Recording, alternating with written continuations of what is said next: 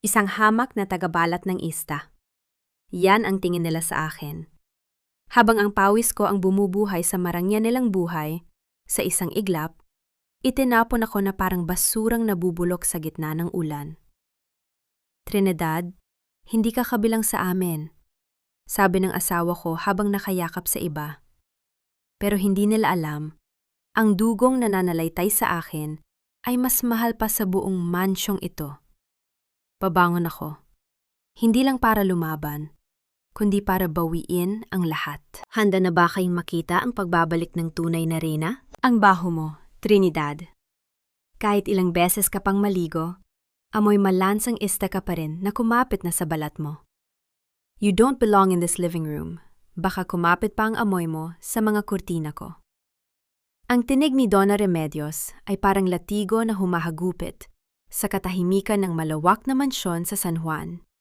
Malamig, matalas, at walang bahid ng awa. Sa gitna ng magarbo at makintab na sala, nakatayo si Trinidad. Basang-basa ang laylayan ng kanyang kupas na duster mula sa ambon ng labas. Ang kanyang mga kamay na magaspang at may mga bakas ng hiwa mula sa paglilinis ng libo-libong isda sa navotas, ay mahigpit na nakahawak sa isang plastic container. Sa loob nito ay ang mainit-init pang halabos na hipon, ang paboritong pagkain ng kanyang asawang si Troy. Ibinili niya iyon gamit ang huling sentimo mula sa kanyang kinita sa buong araw na pagtatrabaho sa pier mula 3:00 ng madaling araw. Mama, please. Galing lang ako sa palengke para bilhan si Troy ng paborito niya. Anniversary po namin ngayon. Mahinang tugon ni Trinidad. Sinubukan niyang ngumiti kahit ang kanyang mga binti ay nanginginig na sa pagod. Anniversary? You think my son cares about that? Look at yourself, Trinidad. You are a disgrace to this family. Isang hamak na tagapalengke na pinilit lang ikasal sa anak ko dahil sa utang na loob ng yumaong ama ni Troy. But enough is enough. Pagpapatuloy ng matanda habang diring-diri na tinitingnan ang mansa ng tubig sa kanyang mamahaling carpet. Sa sandaling iyon, bumukas ang pinto sa itaas ng hagdanan. Lumabas si Troy, ang lalaking pinaglaanan ni Trinidad ng lahat ng kanyang pangarap. Ngunit hindi siya nag-iisa. Nakapulupot sa kanyang braso ang isang babaeng nakasuot ng sedang kulay pula, si Clara. Troy, honey, is that the smell? I thought may nabubulok na basura rito sa loob. Maarteng sabi ni Clara habang nagtatakip ng ilong. Tumingin si Trinidad sa kanyang asawa, naghahanap ng kahit katiting na pagtatanggol. Troy, nagluto ako ng paborito mo. 1 taon na tayo mula ng... Hindi siya pinatapos ni Troy. Ang tingin nito ay puno ng pagkabagot at pandidire. Trinidad, stop it. Nakakahiya kay Clara. And Mama is right. You look and smell terrible. Sabi ko naman sa'yo, huwag ka nang pupunta rito sa main house kapag may bisita ako. You are just a maid with a marriage contract. Tila tumigil ang pag-ikot ng mundo para kay Trinidad. Ang plastic container na hawak niya ay dahan-dahang nadulas mula sa kanyang nanginginig na mga daliri. Bumagsak ito sa sahig. Ang mga hipon na pinaghirapan niyang bilhin at ihanda ay kumalat sa sahig. Tila mga pangarap niyang isa-isang nadudurog. Ngunit wala siyang narinig na tunog. Ang tanging naririnig niya ay ang malakas na pintig ng sarili niyang puso na unti-unting nawawasak. Walang luhang pumatak mula sa kanyang mga mata. Masyadong malalim ang sakit para sa isang simpleng iyak. Ang kanyang lalamunan ay nanunuyo, at ang kanyang buong katawan ay tila naging manhid. Ang mga mamahaling muebles, ang mga kristal na chandelier, at ang mukha ng mga taong nasa harap niya ay biglang naging banyaga. Leave, Trinidad, now. I've already filed for annulment. Ang abogado ko na ang kakausap sa iyo. Iwanan mo ang susi sa gate at huwag ka nang babalik dito. Huling bitaw ni Troy bago tinalikuran ang kanyang asawa para halikan si Clara sa harap mismo ni Trinidad. Tumalikod si Trinidad ng walang kibo. Ang bawat hakbang niya palabas ng mansyon ay tila paglakad sa ibabaw ng mga bubog. Paglabas niya ng gate, sinalubong siya ng malakas na buhos ng ulan. Ang lamig ng gabi ay pumasok sa kanyang mga buto. Ngunit, mas malamig ang katotohanang naiwan sa loob ng bahay na yon. Tumingala siya sa madilim na langit. Hinahayaan ng ulan na humalo sa kanyang pawis at sa malansang amoy ng kanyang nakaraan. Sa gitna ng dagundong ng kulog, isang katanungan ang umalingaw-ngaw sa kanyang isipan. Isang tanong na tila sumusugat sa kanyang kaluluwa. Hanggang kailan susukatin ng mundo ang halaga ng isang tao based sa kanyang panlabas na anyo, habang ang tunay na baho ay nanggagaling sa mga pusong balot ng ginto, ngunit bulok na sa loob. Hindi sapat ang ulan para hugasan ang malansang tingin ng mundo sa isang katulad mo, Trinidad. Pero ang ulan na ito ang magsisilbing saksi sa huling gabi na yuyuko ka sa harap ng mga taong umapak sa iyong pagkatao. Ang mga salitang yon ay hindi nanggaling sa kanyang isip, nanggaling yon sa isang boses na malalim, baritono, at puno ng otoridad na bumasag sa hagupit ng bagyo. Nakatayo si Trinidad sa gilid ng madilim na kalsada patungong Navotas. Ang kanyang mga paa ay nakabaon sa putik, at ang kanyang manipis na duster ay tila naging ikalawang balat na humihigop ng lamig ng gabi. Nanginginig ang kanyang buong katawan, hindi lang dahil sa ginaw, kundi dahil sa hapdi ng bawat alaala ng sampal at pang-aalipusta ni Troy at Remedios. Sa bawat pagpikit niya, nakikita niya ang malawak na sala ng mansyon kung saan siya itinuring na dumi sa loob ng 3 taon. Isang itim na sasakyan, makintab, at tila hindi nababagay sa maputik na eskinita ng pier, ang dahan-dahang huminto sa kanyang tapat. Hindi narinig ni Trinidad ang paglapit nito dahil sa lakas ng buhos ng ulan, ngunit nakita niya ang pagliwanag ng paligid nang bumukas ang pinto nito. Isang matandang lalaki ang bumaba. Maayos ang kanyang suot, isang dekalidad na overcoat na kulay abo, at may hawak siyang malaking itim na payong. Sa kabila ng kanyang edad, ang kanyang tindig ay tuwid at ang kanyang mga mata ay tila nakakakita sa kaibuturan ng kaluluwa ni Trinidad. "Sino ho kayo?"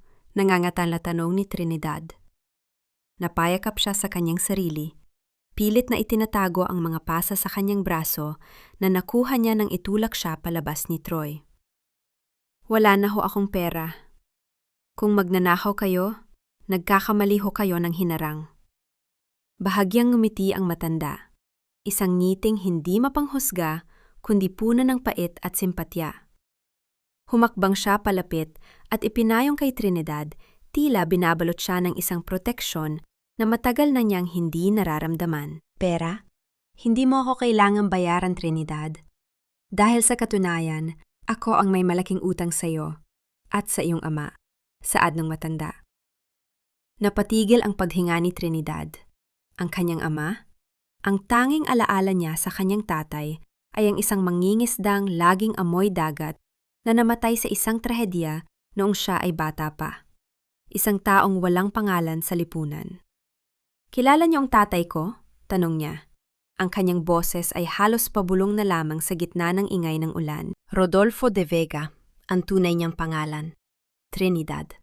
At hindi siya basta mangingisda. Siya ang lalaking pinagnakawan ng dangal at kayamanan ng pamilyang kasalukuyang naninirahan sa mansyong pinanggalingan mo.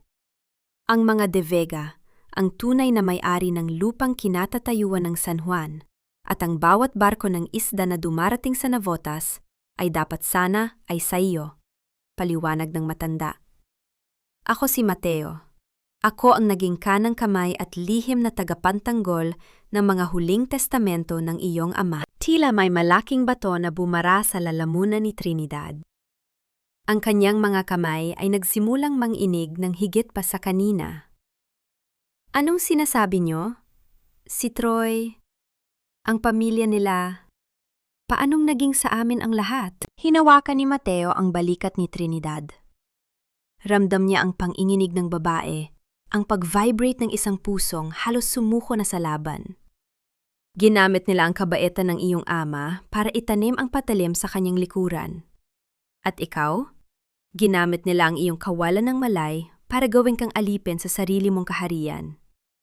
Pero tapos na ang panahon ng kanilang paghahari, Trinidad. Ang dugong nananalaytay sa iyo ay hindi amoy isda. Ito ay dugong de Vega. Ang dugo ng isang reynang matagal nang nawawala. Inilabas ni Mateo ang isang maliit na kahon mula sa kanyang bulsa. Nang buksan niya ito, isang gintong medalyon ang kuminang sa ilalim ng ilaw ng sasakyan. May nakaukit ditong isang angkla at isang rosas, ang selyo ng mga de Vega. Ang tanong ko, Trinidad, handa ka na bang bawiin ang lahat?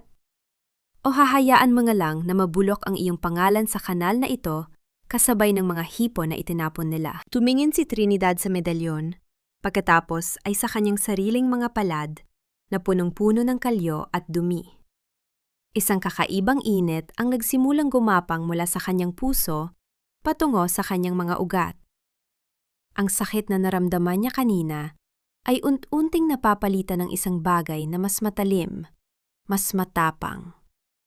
Tumayo siya ng tuwid. Sa unang pagkakataon sa loob ng maraming taon, hindi niya naramdaman ang bigat ng pagiging alipin. Tumingin siya ng diretso sa mga mata ni Mateo. Turuan niyo akong lumaban, sabi niya. Gusto kong makita ang mukha nila kapag nalaman nilang ang babaeng tinawag nilang amoy isda ang siyang wawasak sa bawat pader ng kanilang kasinungalingan. Tumango si Mateo at pinagbuksan siya ng pinto ng sasakyan. Huwag kang mag-alala, Trinidad. Sisiguraduhin nating bawat patak ng ulan ngayong gabi ay babayaran nila ng luha ng pagsisisi. Habang umaandar ang sasakyan, palayo sa madilim na eskinita ng Navotas, naiwan sa putikan ang kupas na duster ni Trinidad na sadyang iniwan niya. Ngunit sa likod ng kanyang mga mata, may isang tanong na patuloy na naglalaro. Sino ang tunay na nagkanulo sa kanyang ama? At hanggang saan ang kayang gawin ni Remedios para lamang itago ang lihim na dudurog sa kanilang pamilya? Ang bawat pilat sa iyong mga kamay, Trinidad, ay hindi marka ng iyong kahinaan. Iyan ang mga medalya ng iyong sakripisyo na balang araw ay magiging mitsa ng kanilang pagbagsak. Dahan-dahang imulat ni Trinidad ang kanyang mga mata. Hindi ang mabaho at tumutulong bubong ng kanilang dampa sa Navotas ang bumungad sa kanya. At hindi rin ang malamig at madilim na silid sa mansyon sa San Juan kung saan siya madalas magtago. Sa halip, isang malambot at maputing kisame ang kanyang nakita na may dekorasyong ginto sa mga gilid. Ang hangin ay amoy lavender at vanilla. Malayo sa malansang amoy ng dagat na tila naging bahagi na ng kanyang balat. Nakatayo si Mateo sa gilid ng malawak na bintana. Pinapanood ang pagsikat ng araw sa labas ng isang pribadong villa sa Tagaytay. Nagpahanda ako ng mainit na paliguan at mga bagong damit para sa iyo. Ang mga sugat mo ay ginamot na ng aming doktor habang ikaw ay natutulog. Bumangon si Trinidad. Ramdam ang sakit ng kanyang buong katawan. Tiningnan niya ang kanyang mga kamay. Malinis na ang mga ito. Wala na ang mga itim na dumi mula sa palengke. Ngunit ang mga kalyo at maliliit na pilat ay naroon pa rin. Bakit niyo ko ginagawa ito, Mateo? Tanong ni Trinidad. Ang boses ay paos pa rin. I am just a fisherman's daughter to everyone. Bakit kailangan mag-aksaya ng ganitong karangyaan para sa akin? Humarap ang matanda sa kanya. Dahil sa loob ng 3 taon, pinanood ko kung paano mo ibinigay ang lahat para sa isang lalaking hindi marunong magpahalaga. I watched you endure the insults of Doña Remedios just to keep your father's supposed promise. Pero alam mo ba, Trinidad? Ang pangakong iyon ay isang bitag. Your father never wanted you to be a slave. He wanted you to be the one holding the keys to the city. Inilahad ni Mateo ang isang malaking salamin sa harap ni Trinidad. Look at yourself. Who do you see? Tumingin si Trinidad sa salamin. Nakita niya ang isang babaeng maputla, may mga pasa sa mukha at may mga matang puno ng hapis. Ngunit sa ilalim ng hapdi, may isang kislap na hindi kayang patayin ng ulan kagabi. I see a woman who has nothing left to lose, mahinang sagot ni Trinidad. Exactly, tugon ni Mateo. And a woman who has nothing left to lose is the most dangerous person in the world. From this day on, you will no longer be Trinidad the fish vendor. You will be Trina de Vega. We will transform your pain into power. Habang nagaganap ito sa Tagaytay, sa mansyon naman sa San Juan, tila isang pista ang kapaligiran. Naririnig ang malakas na tawanan ni Troy at Clara sa hapagkainan. Finally, Troy! Ang bango-bango na ng bahay niyo. Wala na iyong amoy ng malansang palengke na daladala ng ex-wife mo. Maarteng sabi ni Clara habang hinihigop ang kanyang kape. Don't worry, Ika. I've already instructed the maids to burn all of her things. Ayaw kong may maiwan kahit isang hibla ng buhok ng babaeng yon dito. Dagdag ni Donna Remedios habang seryosong tinitingnan ang isang financial report. Ngunit biglang kumunot ang kanyang no. Troy, have you checked the company accounts lately? Parang may mali sa ating mga credit line. Umayos na upo si Troy, tila hindi nababahala. Mama, it's probably just a system error. Masyado kayong nag-aalala. Ngayong wala na si Trinidad, mas magiging maayos na ang takbo ng buhay natin.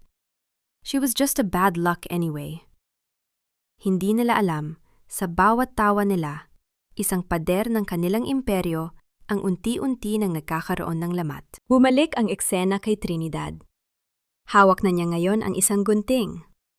Sa harap ng salamin, walang pag-aalinlangan niyang ginupit ang kanyang mahabang buhok na dati ay laging nakapusod at amoy usok. Ang bawat hibla na nalalaglag sa sahig ay simbolo ng kanyang pagputol sa nakaraan. Mateo! Tawag niya habang nakatitig sa kanyang bagong anyo sa salamin. Kailan tayo magsisimula? Isang matalim na ngiti ang sumilay sa labi ni Mateo. Na yun din, Trina.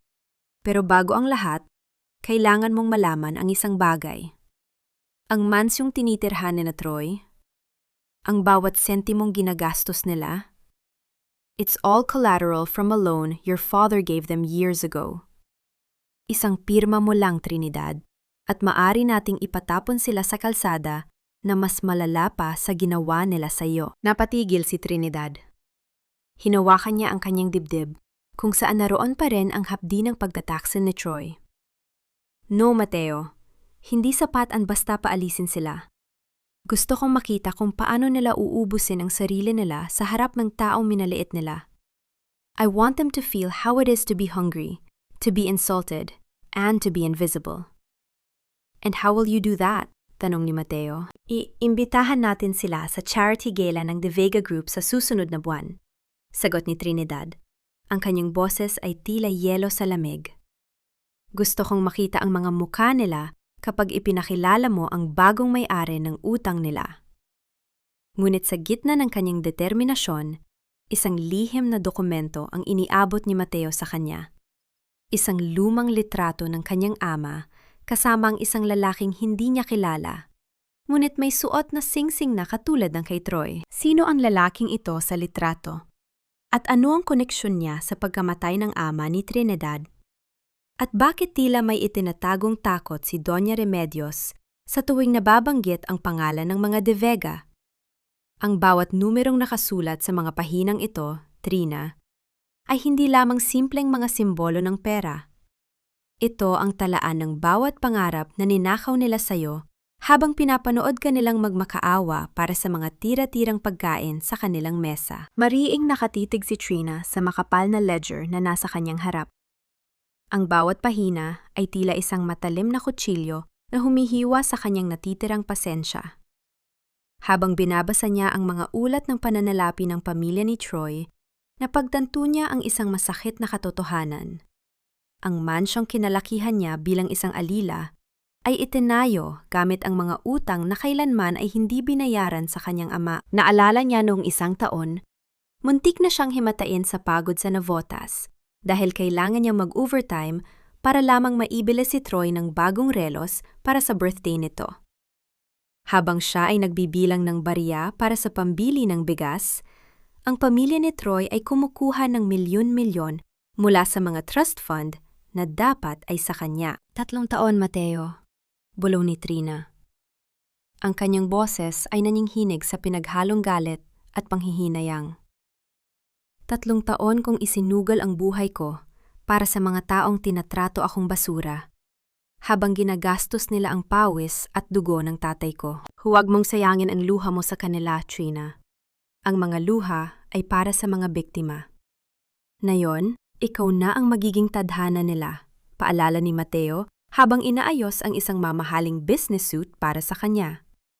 The De Vega Group is now buying 30% of their company's outstanding debts. Konti na lang, Trina, at magmamakaawa na sila sa harap mo. Samantala, sa opisina ng pamilya ni Troy, ang tensyon ay tila isang kumukulong bulkan.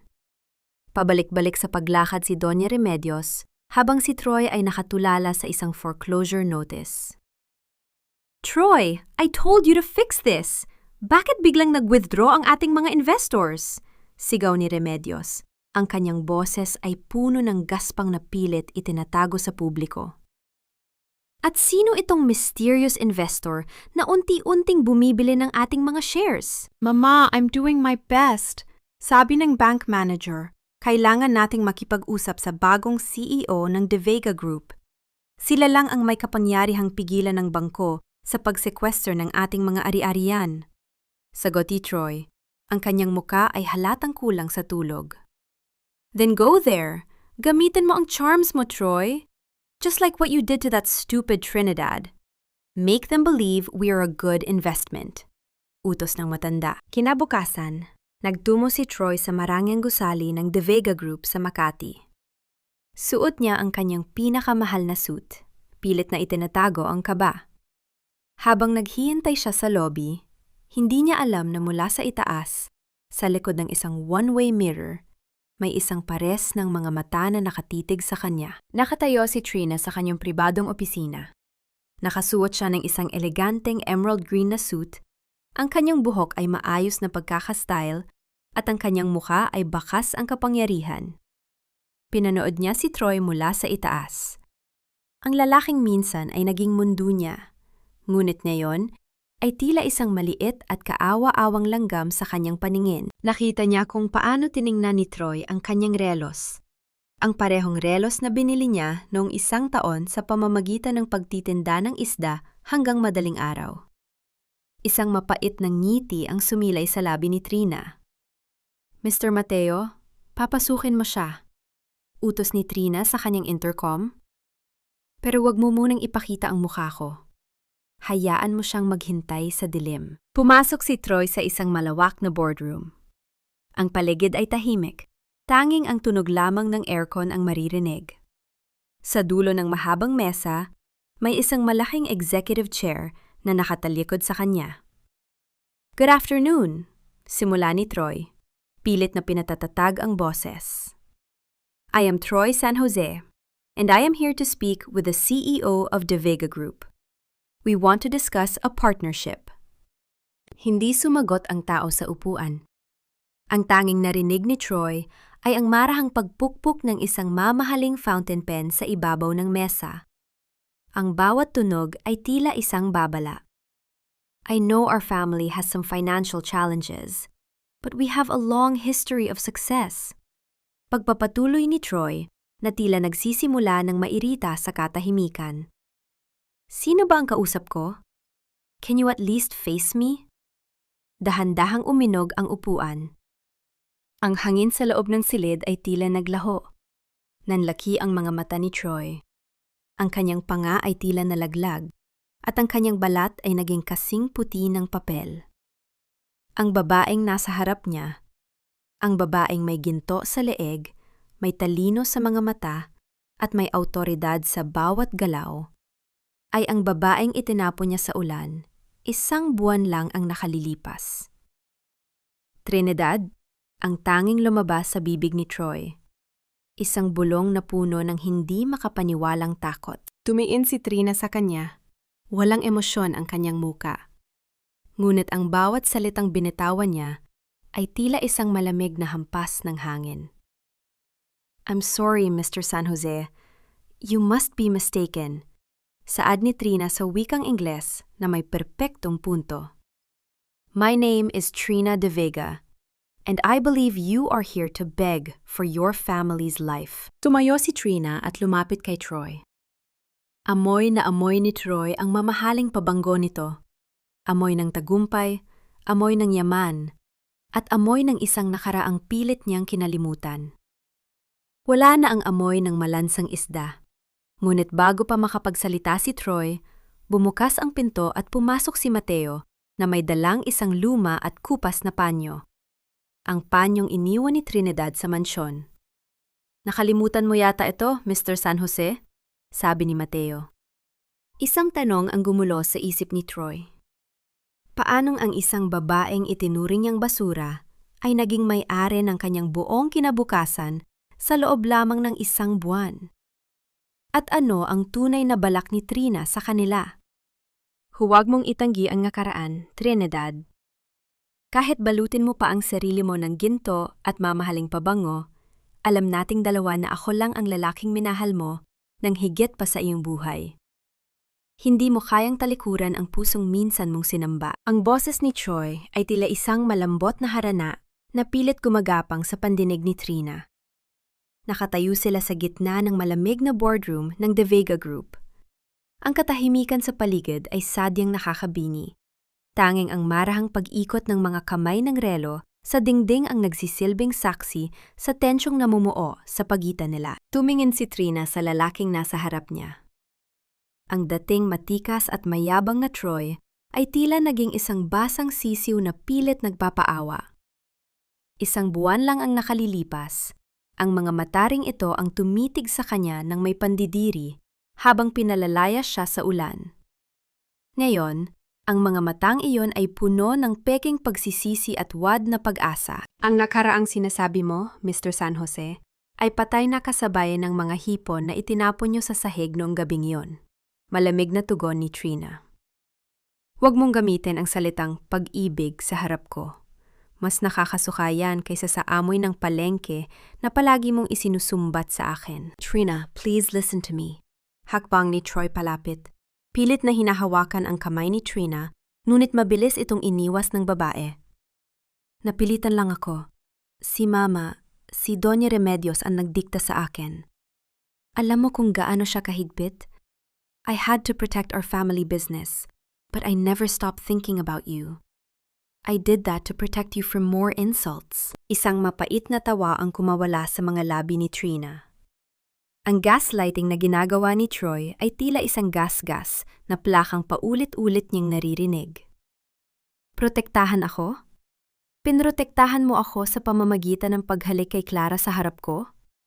Sa pamamagitan ng pagpunit sa ating marriage contract habang wala akong matuluyan sa gitna ng bagyo? Bumukas ang pinto at pumasok si Mateo. Bit-bit ang isang folder. Miss De Vega, ang mga abogado ng San Jose Corporation ay nasa labas na. Humihingi sila ng extension para sa kanilang utang. Tumingin si Trina kay Troy, isang matalim na ngiti ang sumilay sa kanyang mga labi. Walang extension, Troy. Sabihin mo sa iyong ina, bawat sentimong ninakaw niya sa aking ama ay dapat maibalik sa loob ng 7 araw. Kung hindi, ihanda niya na ang inyong mga maleta. Ang mansyong kinatatayuan niyo ay magiging bago naming warehouse ng mga isda. Habang naglalakad si Troy palabas ng gusali, ang kanyang puso ay punong-puno ng galit at takot. Agad siyang bumalik sa mansyon kung saan naghihintay ang kanyang ina na si Doña Remedios. Anong balita, Troy? Nakausap po ba ang CEO? Tanong ni Remedios, ang kanyang mga kamay ay nanginginig habang humahawak sa kanyang baston. Mama, hindi mo paniniwalaan. Hingal na sagot ni Troy.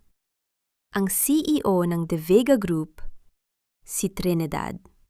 Siya ang babaeng pinatapon natin. Ang basong hawak ni Remedios ay dahan-dahang nadulas mula sa kanyang kamay. Bumagsak ito sa carpet. Ang tubig ay kumalat na tila isang masamang pangitain. Hindi nakapagsalita ang matanda. Ang kanyang mukha ay naging kasing puti ng papel, at ang kanyang mga mata ay nanlaki sa hindi maipaliwanag na takot. Hindi maaari. Patay na ang lahat ng De Vega. Siniguro ko yon 30 taon na ang nakalilipas. Bulalas ni Remedios, bago niya mabilis na tinakpan ang kanyang bibig. Anong sinabi niyo, Mama? Tanong ni Troy, Nagtataka sa reaksyon ng kanyang ina. Wala, Troy. Kailangan mong makuha ulit ang loob ng babaeng yon, utos ni Remedios. Ang kanyang boses ay tila isang desperadong bulong. Gamitin mo ang lahat ng paraan. Akitin mo siya, hingan mo ng tawad, lumuhod ka kung kailangan. Hindi niya pwedeng makuha ang mansyong ito. Kapag nakuha niya ang bahay na ito, malalaman niya ang lahat. Nabalik ang eksena kay Trina. Nakatayo siya sa kanyang opisina. Tinitingnan ng isang lumang litrato ng kanyang ama. Sa likod ng litrato, may nakasulat na maikling mensahe. Ang lihim ay nakabaon sa ilalim ng mga rosa sa San Juan. Hinawakan ni Trina ang kanyang dibdib. Bakit ganoon na lamang ang takot ni Remedios nang makita ang kanyang pangalan? Ano ang nakabaon sa mansyong iyon na handang pumatay ang matanda para lamang itago? Sa gitna ng kanyang pag-iisip, tumunog ang kanyang teleponyo. Isang mensahe mula sa isang hindi kilalang numero. Huwag kang masyadong magpiwala kay Mateo. Hindi lahat ng nagliligtas sa iyo ay may malinis na hangarin. Napatitig si Trina sa pinto ng opisina ni Mateo. Ang taong nag-ahon sa kanya mula sa putik, ang taong tanging pinagkakatiwalaan niya, may itinatago rin ba sa kanya? Minsan, ang kamay na humila sa iyo, pataas mula sa malalim na hukay, ay siya ring kamay na humahawak sa matalim na kutsilyong tatapos sa iyong hininga. Ang kaisipang ito ay tila isang malamig na agos ng tubig na dumadaloy sa likuran ni Trina habang pinapanood niya si Mateo mula sa kabilang dulo ng boardroom. Ang matandang lalaki ay abala sa pag-ayos ng mga papeles. Ang kanyang mukha ay kasing kalmado ng dagat bago ang isang malakas na bagyo. Siya ang taong nagbigay sa kanya ng lahat, ng pangalan, ng yaman, at ng pagkakataong makaganti. Ngunit ang mensaheng natanggap niya sa telepono ay tila isang lason na dahan-dahang kumakalat sa kanyang tiwala. Trina, narito na ang listahan ng mga ari-arian ng mga San Jose na maari na nating kumpiskahin sa susunod na linggo. Malumanay na sabi ni Mateo. Ang kanyang boses ay puno ng pagmamalasakit. Ngunit sa paningin ni Trina, ang bawat salita nito ay tila may nakatagong kahulugan. Salamat, Mateo. Maari mo ba akong iwan muna? Gusto ko lang mapag-isa bago ang press conference mamaya. Tugon ni Trina.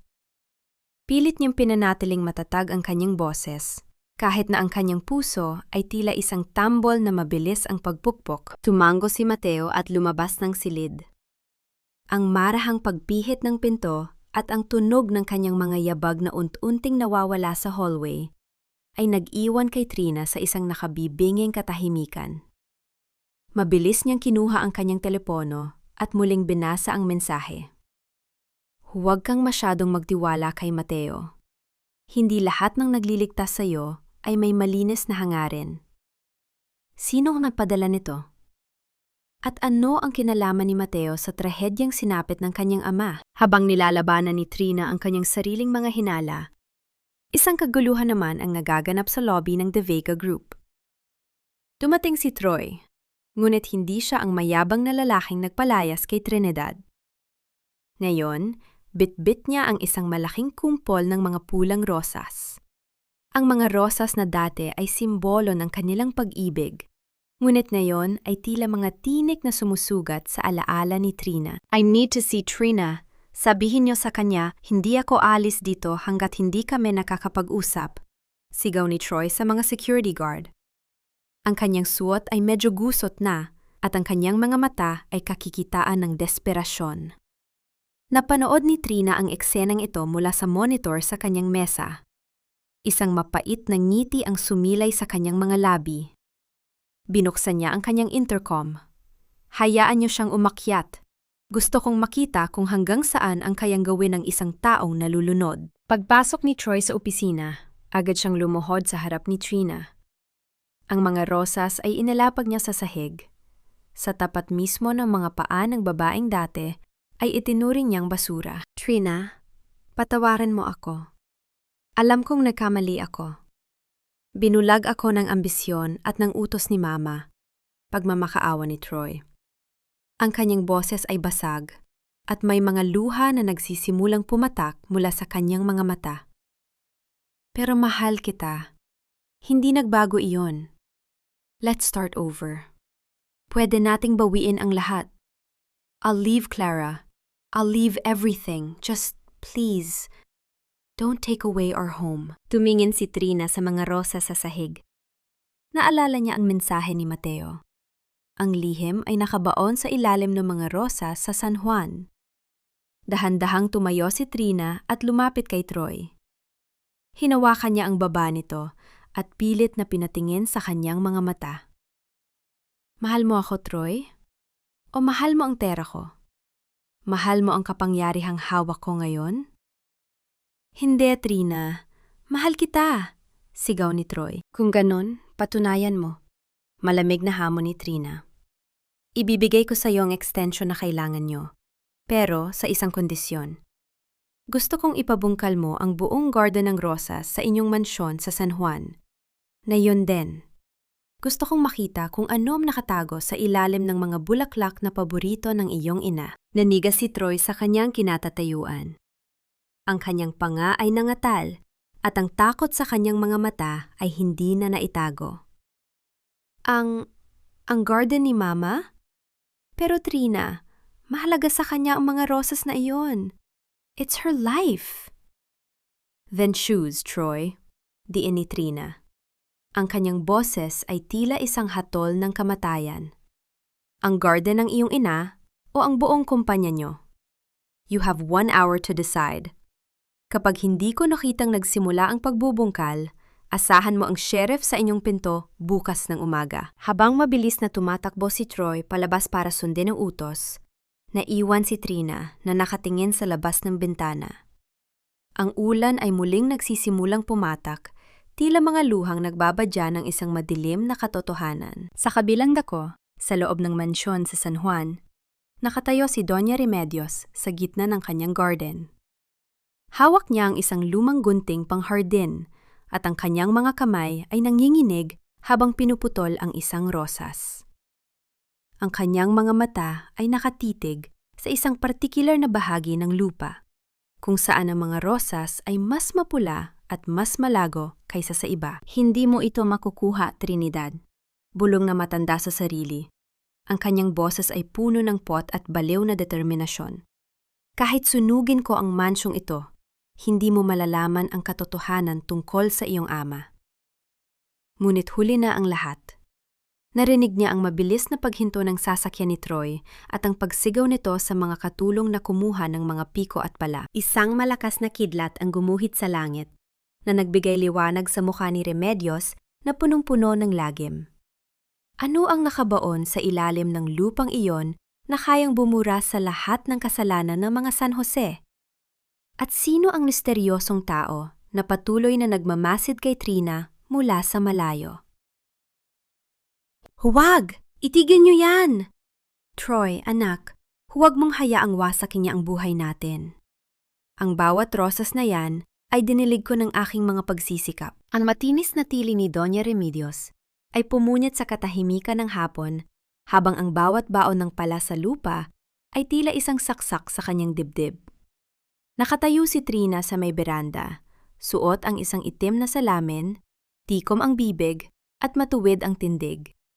Ang hangin ay amoy basang lupa at nabubulok na mga ugat. Isang amoy na nagpapaalala sa kanya ng mga libingang hindi nabigyan ng katarungan. Pinanood niya si Troy, ang lalaking dating niyang sinasamba, na ngayon ay pawisan at marumi, ang suot na mamahaling barong habang pilit na sinusunod ang kanyang utos. Sa bawat pagpalo ng piko sa matigas na lupa, tila binubungkal din ang mga sugat na nakaraan na pilit ibinaon sa limot. Mama, please! Isang garden lang ito! Mas mahalaga ang kumpanya natin kaysa sa mga halamang ito. Sigaw ni Troy, na tila nawawala na rin sa katinuan dahil sa takot na mawala ang lahat ng kanyang karangyaan. Sa gitna ng kaguluhan, isang manggagawa ang biglang napatigil. Ang tunog ng kanyang pala na tumama sa isang matigas na bagay ay hindi isang karaniwang tunog ng bato. Ito ay tunog ng kinalawang na bakal. Ma'am, may nahanap ho kami. Wika ng manggagawa. ang boses ay nangangatal. Dahan-dahang bumaba si Trina mula sa beranda. Ang bawat hakbang niya sa damuhan ay tila paglapit sa isang katotohanang matagal nang naghihintay na mabuksan. Nakita niya ang isang maliit na baul, balot ng kalawang at putit, na dahan-dahang iniaangat mula sa kailaliman ng lupang kinatatayuan ng mga pinakamagandang rosas ni Remedios. No, it's nothing. Trash. Basura lang yan ng mga dating nakatira rito, sigaw ni Remedios habang pilit na humaharang, ang kanyang mga mata ay nanlilisik at ang kanyang buong katawan ay nanginginig sa matinding takot. Ngunit hindi siya pinansin ni Trina. Lumapit siya at kinuha ang baul. Gamit ang isang matalim na kutsilyong inabot ni Mateo, pinuwersa niyang buksan ang takip nito. Sa loob, hindi ginto o alahas ang bumungad sa kanya. Isang lumang journal, isang kupas na litrato ng kanyang ina na may bahid ng tuyong dugo, at ang orihinal na titulo ng lupa na may pangalan ng kanyang ama, Rodolfo de Vega. Ngunit ang pinaka-nakakayanig ay ang isang maliit na bote ng gamot na may label ng isang lason na hindi na ginagamit sa kasalukuyan. Kinuha ni Trina ang journal. Sa huling pahina, nakasulat ang mga salitang tila naging sumpa sa kanyang pandinig. Kung mababasa mo ito, alam kong wala na ako. Pinagkakatiwalaan ko si Remedios, ngunit ang bawat tasa ng tsaa na ibinibigay niya ay tila unting pumapatay sa akin. Patawad, Trinidad. Tila gumuho ang langit sa ibabaw ni Trina. Ang kanyang puso ay nagsimulang pumitig ng napakabilis hanggang sa naramdaman niya ang matinding hapdi sa kanyang dibdib. Ang bawat luhang pilit niyang pinipigil ay dahan-dahang pumatak sa maruming pahina ng journal. Ang bawat alaala ng kanyang amang naghihingalo ay tila naging isang pelikulang paulit-ulit na naglalaro sa kanyang isipan. Pinatay niyo siya, bulong ni Trina. Ang boses ay puno ng pait na tila lason. Hindi siya namatay sa sakit. Nilason niyo ang tatay ko para makuha ang lahat ng ito. Wala kang ebidensya. Kasinungalingan yan, depensa ni Remedios. Ngunit ang kanyang pangangatog ay sapat na para aminin ang katotohanan. Tumingin si Trina kay Troy, na ngayon ay nakatulala at hindi makapaniwala sa narinig. And you, Troy, ang bawat pagkain kinakain mo, ang bawat damit na isinusuot mo, ay galing sa dugo ng ama ko. How does it feel to live in a house built on a grave? Hinarap ni Trina si Mateo, na kanina patahimik sa kanyang likuran. Nakita niya ang isang kakaibang ningning sa mga mata ng matanda. Isang ningning na hindi sapat ang awa, kundi tila isang tagumpay na matagal na niyang hinihintay. Mateo, alam mo ba ito? Alam mo ba ang tungkol sa baul na ito simula pa noong una? Tanong ni Trina. Ang kanyang hinala ay muling nag-alab. Ang mahalaga, Trina, ay hawak mo na ang katarungan. Simpleng sagot ni Mateo, iniwasan ang direktang sagot. Ngayon, maaari na nating silang tapusin. Ngunit bago pa makasagot si Trina, isang putok ng baril ang umalingaw-ngaw sa paligid. Hindi ito nanggaling sa labas, kundi mula sa loob ng mansyon. Dali-daling tumakbo ang lahat patungo sa study room ni Remedios. Doon, nakita nila si Clara na may hawak na isang folder at nakatitig sa nakabukas na vault ni Remedios. Ang folder ay naglalaman ng mga dokumentong magpapatunay na si Mateo, ang taong nagliligtas kay Trina, ay ang mismong abogadong nag-ayos ng paglilipat ng ari-arian mula sa ama ni Trina patungo kay Remedios, 30 taon na ang nakalilipas. Isang matalim na tanong ang nanatili sa isipan ni Trina habang nakatingin sa dalawang taong pinagkatiwalaan niya. Sino ang mas masama? Ang taong pumatay sa kanyang ama o ang taong nagmamasid lamang at hinayaang mangyari ang lahat para lamang sa sariling pakinabang pagkalipas ng ilang dekada? Ang akala ko, ikaw ang anghel na sumagip sa akin mula sa impyerno, Mateo. Pero ikaw pala ang arkitekto na nagdisenyo ng kulungan kung saan unti-unting pinatay ang tatay ko. Ang tinig ni Trina ay tila isang marahang bulong, ngunit ang bawat pantig ay may bigat ng 1,000 tonelada. Nakatayo siya sa gitna ng magulo at maputik na garden, Hawak ang journal ng kanyang ama sa kaliwang kamay at ang folder ng ebidensya sa kanan. Ang ulan ay hindi tumitigil sa pagpatak, tila nakikiramay sa bawat hibla ng kanyang pusong, muling pinira-piraso ng mga taong pinagkatiwalaan niya. Tiningnan niya si Mateo. Ang matandang lalaki ay hindi kumikibo. Walang bakas ng gulat sa kanyang mga mata. Tanging isang malalim at madilim na lungkot na tila matagal na niyang dinadala. Ang kanyang tuwid na tindig ay dahan-dahang humukot. Tila biglang pumatong sa kanyang mga balikat ang bigat ng 30 taon ng pagtatago. Trina, hayaan mo akong magpaliwanag. Simula ni Mateo, ang kanyang boses ay paos at nangangatal. Ipaliwanag ang ano? Sigaw ni Trina. Sa wakas ay sumabog na ang emosyong kanina pa niya kinikimkim.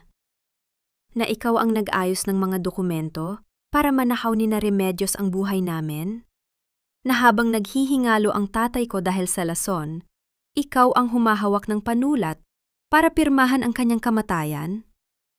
Mateo, naging tatay ang turing ko sa iyo. Inahon mo ako sa Navotas para lang ba gamitin ako sa sarili mong paglilinis ng konsensya? Isang masakit na katahimikan ang namayane. Sa gilid, si Doña Remedios ay biglang humalahak. Isang tunog na puno ng baliw na katuwaan sa gitna ng trahedya. Nakikita mo na, Trinidad? Walang sinuman sa mundong ito ang tunay na nagmamahal sa iyo. Pangungutya ni Remedios habang pilit na tumatayo mula sa pagkakaluhod sa putikan. Lahat kami ay ginamit ka lang. Si Troy para sa kanyang mga utang. Ako para sa aking garden. At si Mateo para sa kanyang kaligtasan mula sa impyerno. Pare-pareho lang kaming mga demonyo sa paningin mo. Lumingon si Trina kay Troy na nakatayo malapit sa kanya, basang-basa at mukhang nawawala sa sarili. And you, Troy? Alam mo ba ito? Alam mo bang ang pamilya mo ay binuo sa ibabaw ng bangkay ng tatay ko? Hindi makatingin si Troy. I didn't know about the poison, Trina. I swear. Pero ang tungkol sa mga dokumento, narinig ko silang nag-uusap ni Mama noon. Pero natakot ako. Natakot akong mawala ang lahat ng mayroon kami. Ang pag-amin ni Troy ay tila huling saksak sa likod ni Trina. Ang lalaking minahan niya, ang asawang pinaglingkuran niya ng may katapatan, ay mas pinili ang karanyaan kaysa sa katarungan. Dahan-dahang lumapit si Mateo kay Trina. Hindi alintana ang putik sa kanyang mamahaling sapatos. Trina, totoo ang lahat. Nung panahong iyon, tinakot ako ni Remedios. Hawak niya ang buhay ng pamilya ko. Pinirmahan ko ang mga papel dahil sa takot. Pero ang buong 30 taon na sumunod, kinugol ko ang bawat segundo para hanapin ka. Para ibalik sa'yo ang lahat. Hindi ito paglilinis ng konsensya. Ito ay pagtatama ng isang pagkakamaling hindi ko mapatawad sa sarili ko. Inilabas ni Mateo ang isang maliit at lumang tape recorder mula sa kanyang bulsa. Nandito ang lahat, Trina. Ang pag-amin ni Remedios noong gabi na nilason niyang iyong ama. Itinago ko ito bilang proteksyon. At ngayon, ito ang susi mo para mabulok sila sa loob ng rehas. Kinuha ni Trina ang recorder nang nanginginig ang mga kamay. Tumingin siya sa kanyang paligid. Sa mansyong puno ng sumpa, sa biyenang pumatay sa kanyang ama, sa asawang nagkanulo sa kanya, at sa tagapagtanggol na may madilim na nakaraan. Umalis kayo. Malamig na utos ni Trina. Trina?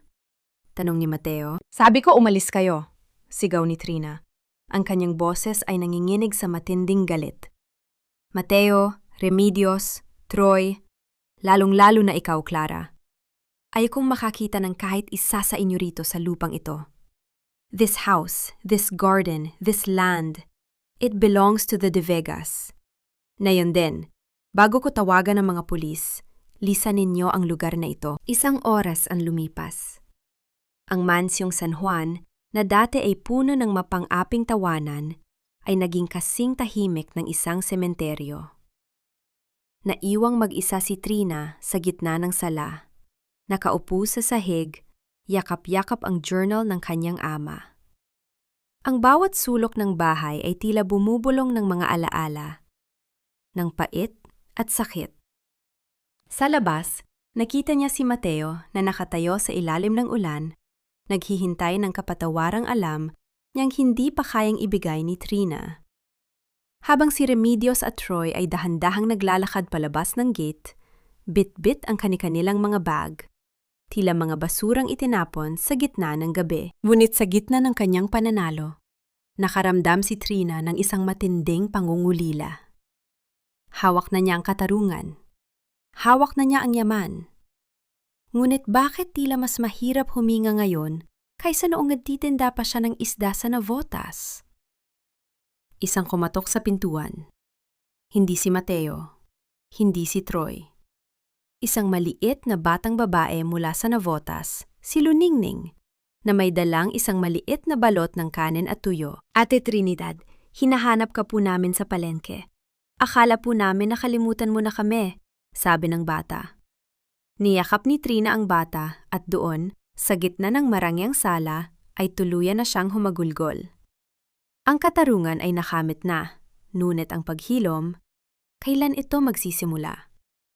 At ano ang gagawin ni Trina sa recorder na hawak niya na maaaring tumapos sa buhay ni Mateo, ang tanging tao na, sa kabila ng lahat, ay tunay na nagmalasakit sa kanya? Ano ang silbi ng mga gintong kubyertos at malambot na kama kung ang bawat subo mo ay may lasa ng pagsisisi?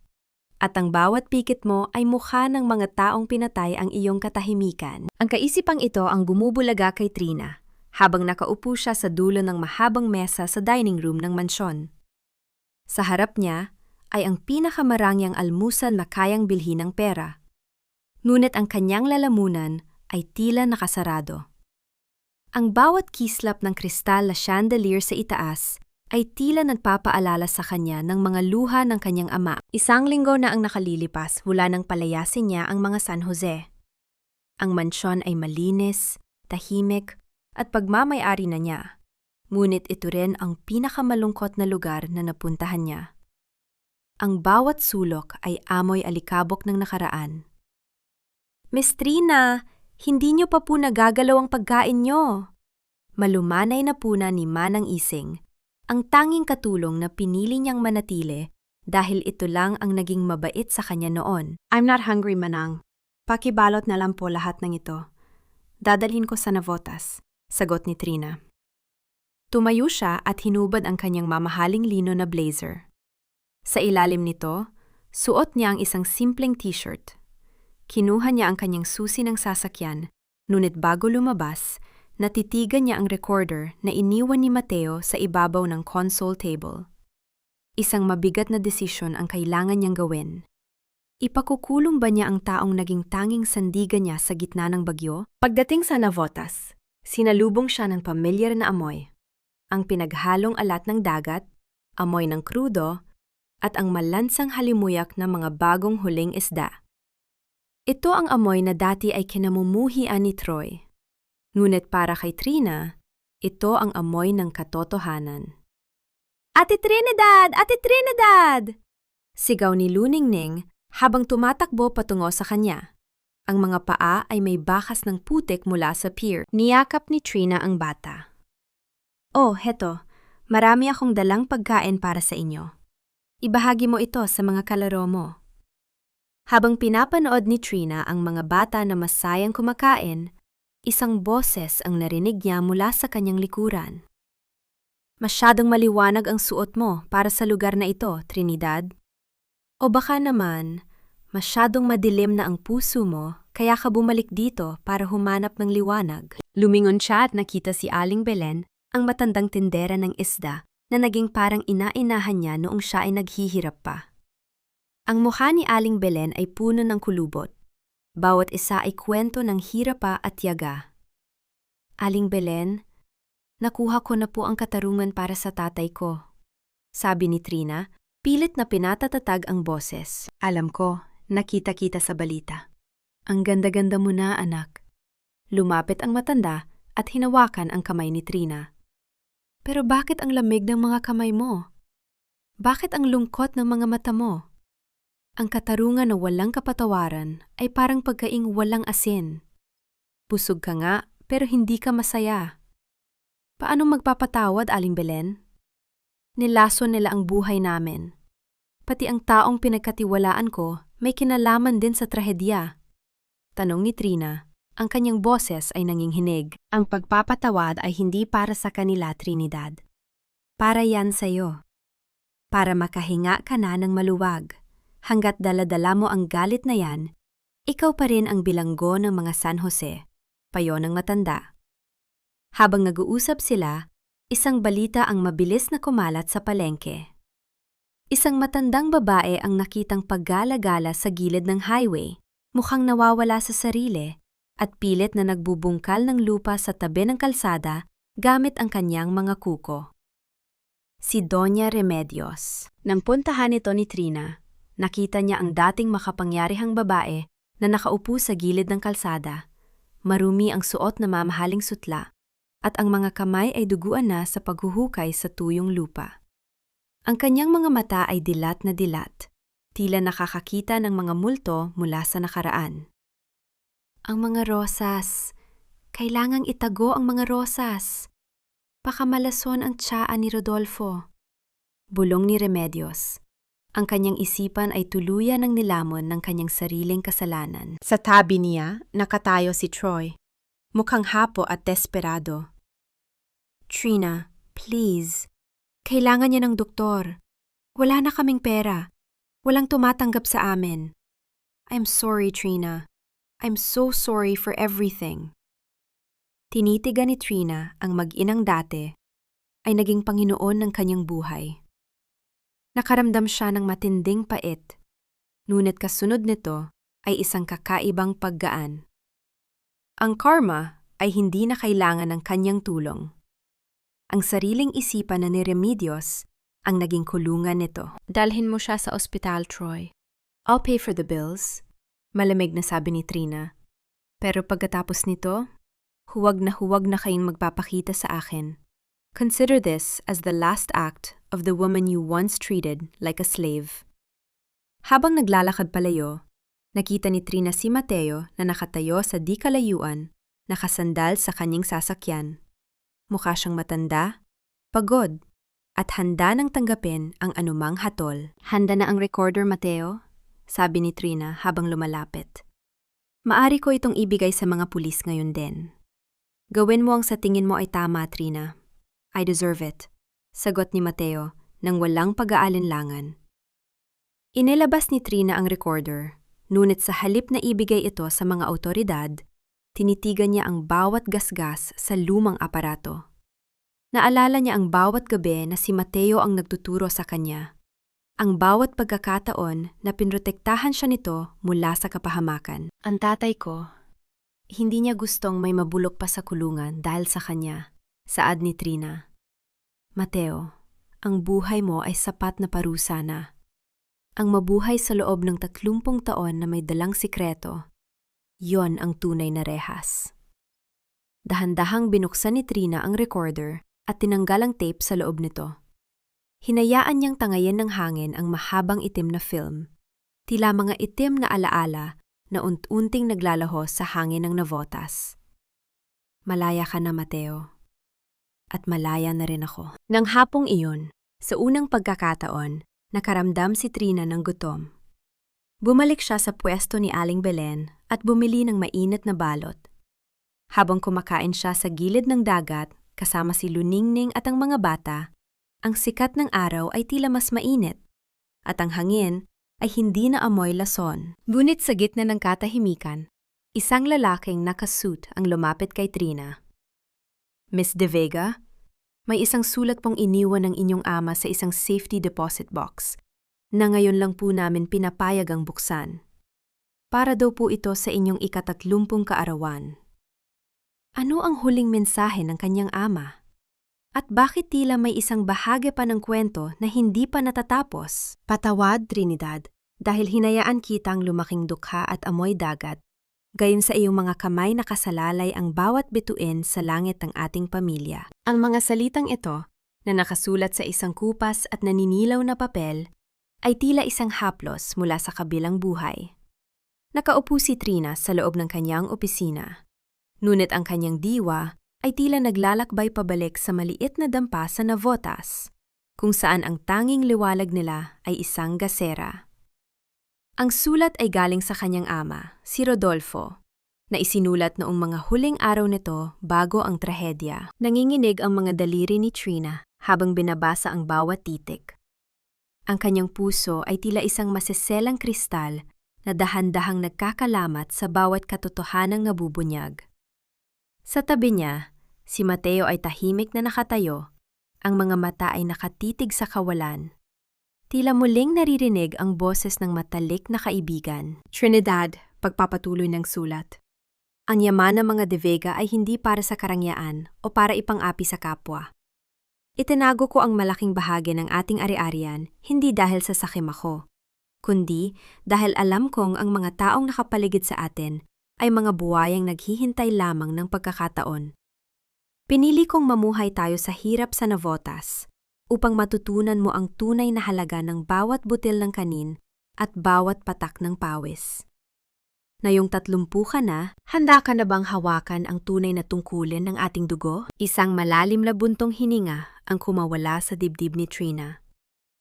Ang sakit ng kanyang nakaraan, ang bawat pambabastos ni Troy, ang bawat sampal ni Remedios, ay tila nagkaroon ng bagong kahulugan.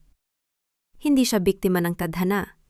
Siya ay hinubog ng paghihirap para sa isang mas malaking layunin. Miss Trina, basag ni Mateo sa katahimikan. Ang safety deposit box na binanggit ng iyong ama ay hindi naglalaman ng pera. Naglalaman ito ng mga titulo ng lupa para sa bawat pamilya sa Navotas na nawala ng tahanan dahil sa mga proyekto ng mga San Jose.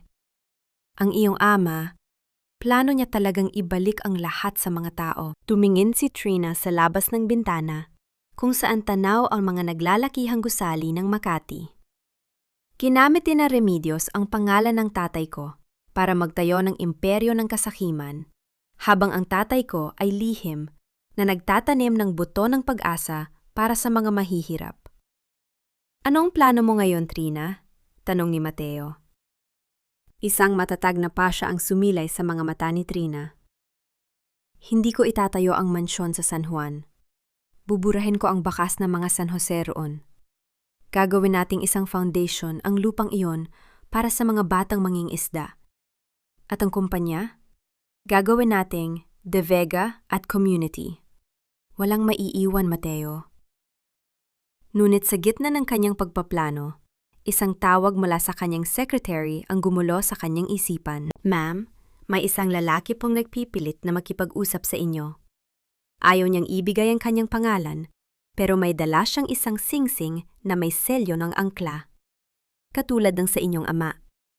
Napatayo si Trina. Ang singsing na iyon ay isa lang at suot iyon ng kanyang ama nang mamatay ito.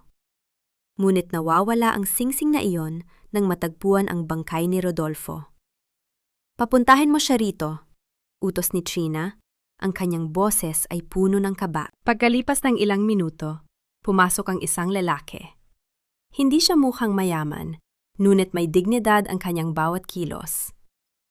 Inilapag niya ang singsing sa mesa ni Trina. Hindi ho namatay ang iyong ama dahil lang sa lason, Miss De Vega. Simula ng lalaki, ang boses ay tila isang babalang galing sa ilalim ng lupa. Ang lason ay para pahinain siya, pero may ibang tumapos sa kanyang buhay. At ang taong yon ay hindi si Doña Remedios. Si Remedios ay isang utusan lang. Nanlamig ang buong katawan ni Trina. Tumingin siya kay Mateo na ngayon ay mas lalong namutla ang muka.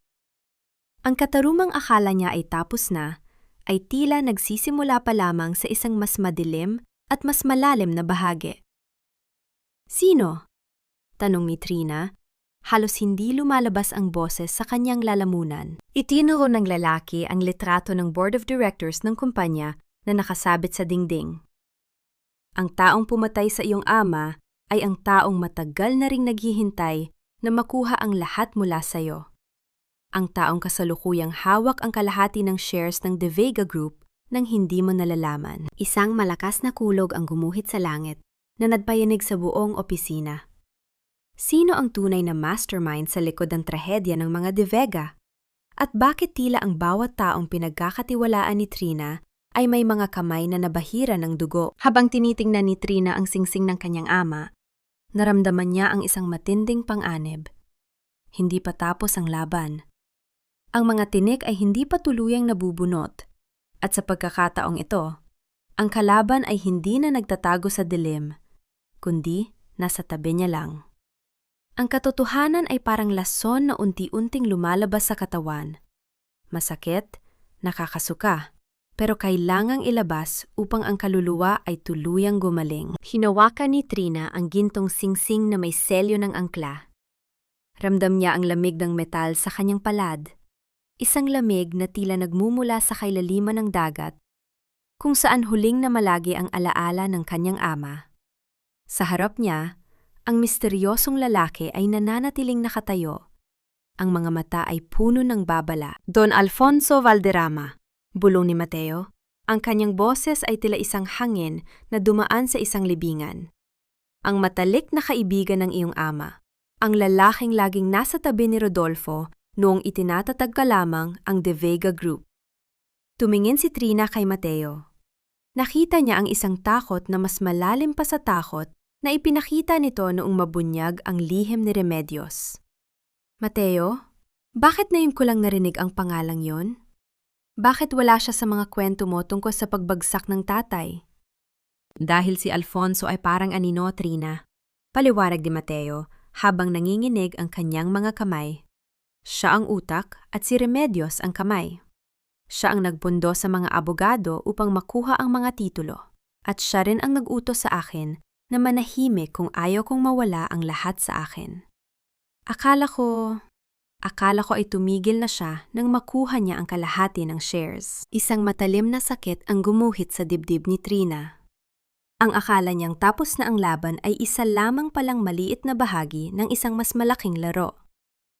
So habang natitiis ako sa Navotas, habang inaapi ako ni Troy, si Don Alfonso ay payapang nakaupo sa kanyang trono, nagpapakasasa sa perang dapat ay para sa mga tao. At nayon, Miss De Vega, sabat ng lalaking nagdala ng singsing, nalaman niyang hawak mo na ang huling testamento. Hindi siya papayag na mabawi mo ang mga lupain sa Navotas. Para sa kanya, ang mga taong iyon ay basura na humaharang sa kanyang mga bagong proyekto. Hindi nagtagal, bumukas ang pinto ng opisina nang walang abiso. Pumasok ang isang lalaking may uba na ang buhok, suot ang isang napakamahal na puting suit, at may hawak na baston na may unora ginto. Ang bawat hakbang niya ay may tunog ng kapangyarihan at kayabangan. Trinidad, iha, simula ni Don Alfonso, ang kanyang boses ay malambing, ngunit may talim ng isang balisong. Balita ko ay naging matagumpay ang iyong pagbabalik. Sayang at hindi tayo nagkita sa iyong pag-upo bilang CEO. Nanatiling nakaupo si Trina. Tinitikan niya ang lalaking tinawag ng kanyang ama na kaibigan. Don Alfonso, hindi ko alam na mahilig ka palang pumasok ng walang paalam. O baka naman, nakalimutan mo nang hindi mo na pagmamay-ari ang bawat sulok ng gusaling ito? Bahagyang tumawa ang matanda. Isang tunog na tila pagkiskis ng tuyong dahon. Matapang ka, katulad ng iyong ama. Pero si Rodolfo ay namatay dahil sa kanyang katapangan. Huwag mo sanang tularan ang kanyang pagkakamali. Ang pagkakamali ng tatay ko ay ang magtiwala sa isang ahas na katulad mo. Direktang sagot ni Trina. Inilapag niya ang singsing sa ibabaw ng mesa, sa tapat mismo ni Alfonso. Nahanap na ang singsing na ninakaw mo sa kanyang bangkay, Alfonso. At nahanap ko na rin ang katotohanan. Biglang tumigil ang pagngiti ni Alfonso. Ang kanyang mga mata ay nanliit, at ang aura ng pagiging mabuting tito ay biglang naglaho, napalitan ng isang madilim na aura ng isang mamamatay tao. Ang katotohanan ay walang halaga kung wala ka ng buhay para isalaysay ito, bulong ni Alfonso. Lumapit siya ng bahagya kay Trina. Ang amoy ng kanyang mamahaling tabako ay tila sumasakal sa hangin. Hawak ko ang board, Trina. Hawak ko ang mga bangko. Isang salita ko lang, at bukas ay babalik ka sa putika ng Navotas. Amoy isda at walang kahit isang sentimo. Ibalik mo sa akin ang testamento at hahayaan kitang mabuhay ng payapa sa mansyong iyon. Hinding-hindi, matigas na sabi ni Trina. Ang bawat buhay na sinira mo sa Navotas, bawat luha ng tatay ko, ay sisingilin ko sa'yo. Hindi mo ako matatakot dahil wala na akong ibang pwedeng mawala. Meron pa, Trina, nisi ni Alfonso bago tumingin kay Mateo. Ang kaligtasan ng matandang ito na itinuturing mong tatay, at ang kaligtasan ng batang si Luningning at ng mga tao sa palengke.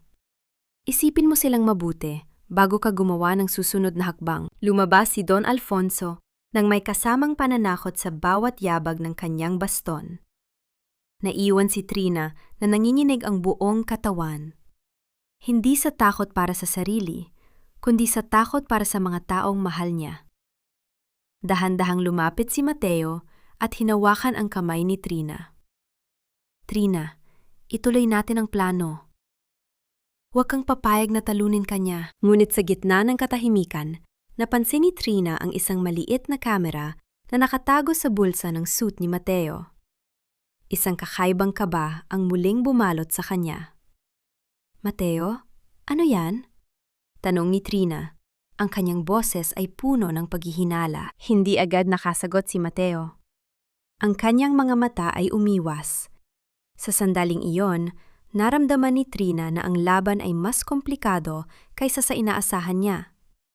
Sino nga ba ang tunay na kakampi? At sino ang nagmamasid sa bawat galaw niya upang matiyak na hindi siya magtatagumpay? Ang bawat tibok ng puso ni Trina ay tila isang babala. Ang digmaan ay hindi na lamang tungkol sa pera o lupa. Ito ay tungkol na sa kanyang buhay at sa mga lihim na pilit itinatago ng lahat ng tao sa paligid niya. Sa pagitan ng usok at apoy, hindi ang init ng liab ang naramdaman ni Trina, kundi ang lamig ng katotohanang ang buhay ng isang inosenteng bata ay naging barya lamang sa sugal ng mga makapangyarihan. Hindi pa man nakakababa si Trina sa kanyang sasakyan, abot na sa kanyang pandinig ang mga hiyaw ng takot at ang malakas na paglagablab ng apoy na dahan-dahang tumutupok sa mga dampa sa gilid ng pier ng Navotas. Ang langit na dati ay madilim dahil sa gabi ay naging kulay kahel. Tila sumasalamin sa galit at kasakiman ni Don Alfonso. "Luningning! Aling Belen!" sigaw ni Trina. Ang kanyang boses ay halos mawala sa gitna ng ingay ng mga nagtatakbuhang tao at ang tunog ng naglalagaslas na tubig mula sa mga balde ng mga mangingisdang pilit na nagpapatay ng apoy. "Trina, don't go there! Masyadong mapanganib!" pigil ni Mateo sa kanya. Mahigpit ang hawak ng matanda sa kanyang braso.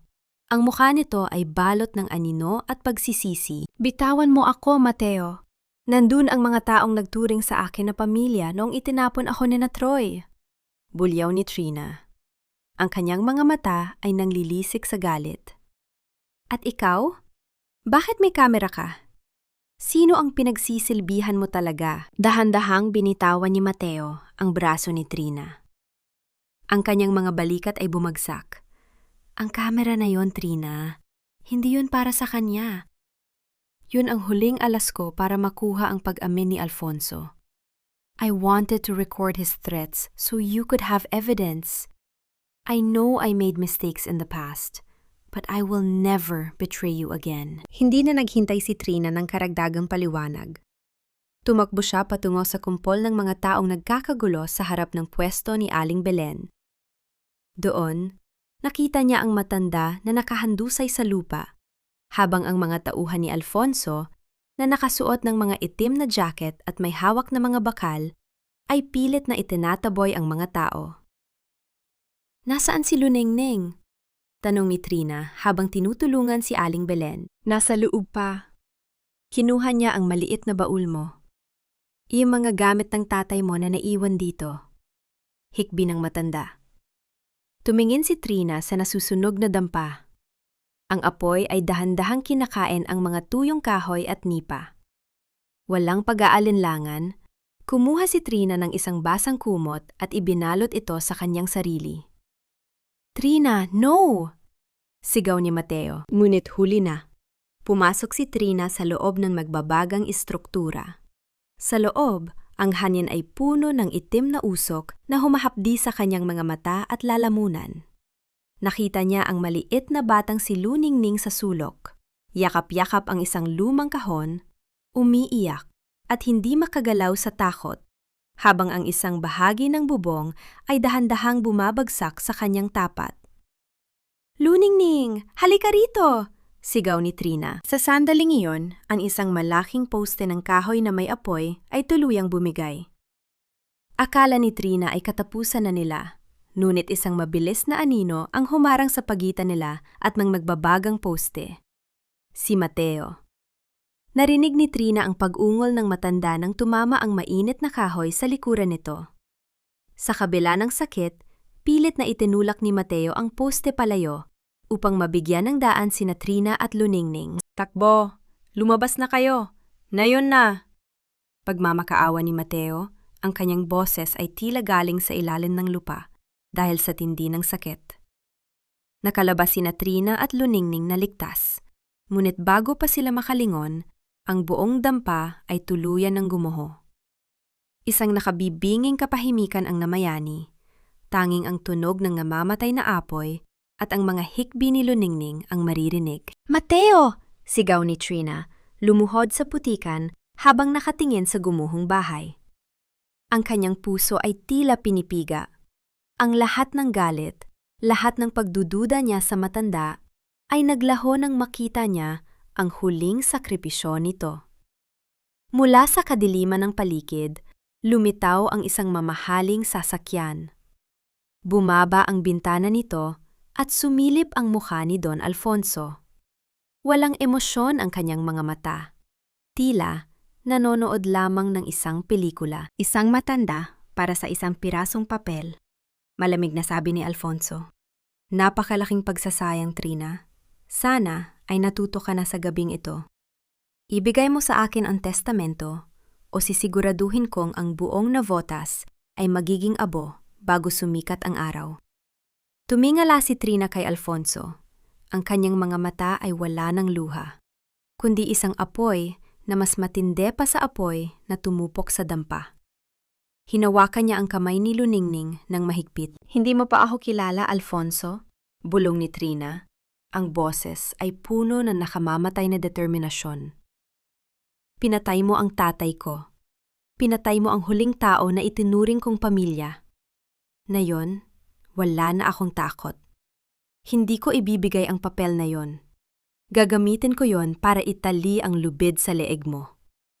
Numisi si Alfonso at pinaandar ang kanyang sasakyan palayo. Iniwan ang Navotas sa gitna ng pagkawasak. Ngunit habang tinitingnan ni Trina ang gumuhong dampa, nakita niya ang isang kamay na dahan-dahang gumagalaw mula sa ilalim ng mga uling. Ang kamera na hawak ni Mateo ay gumulong palabas.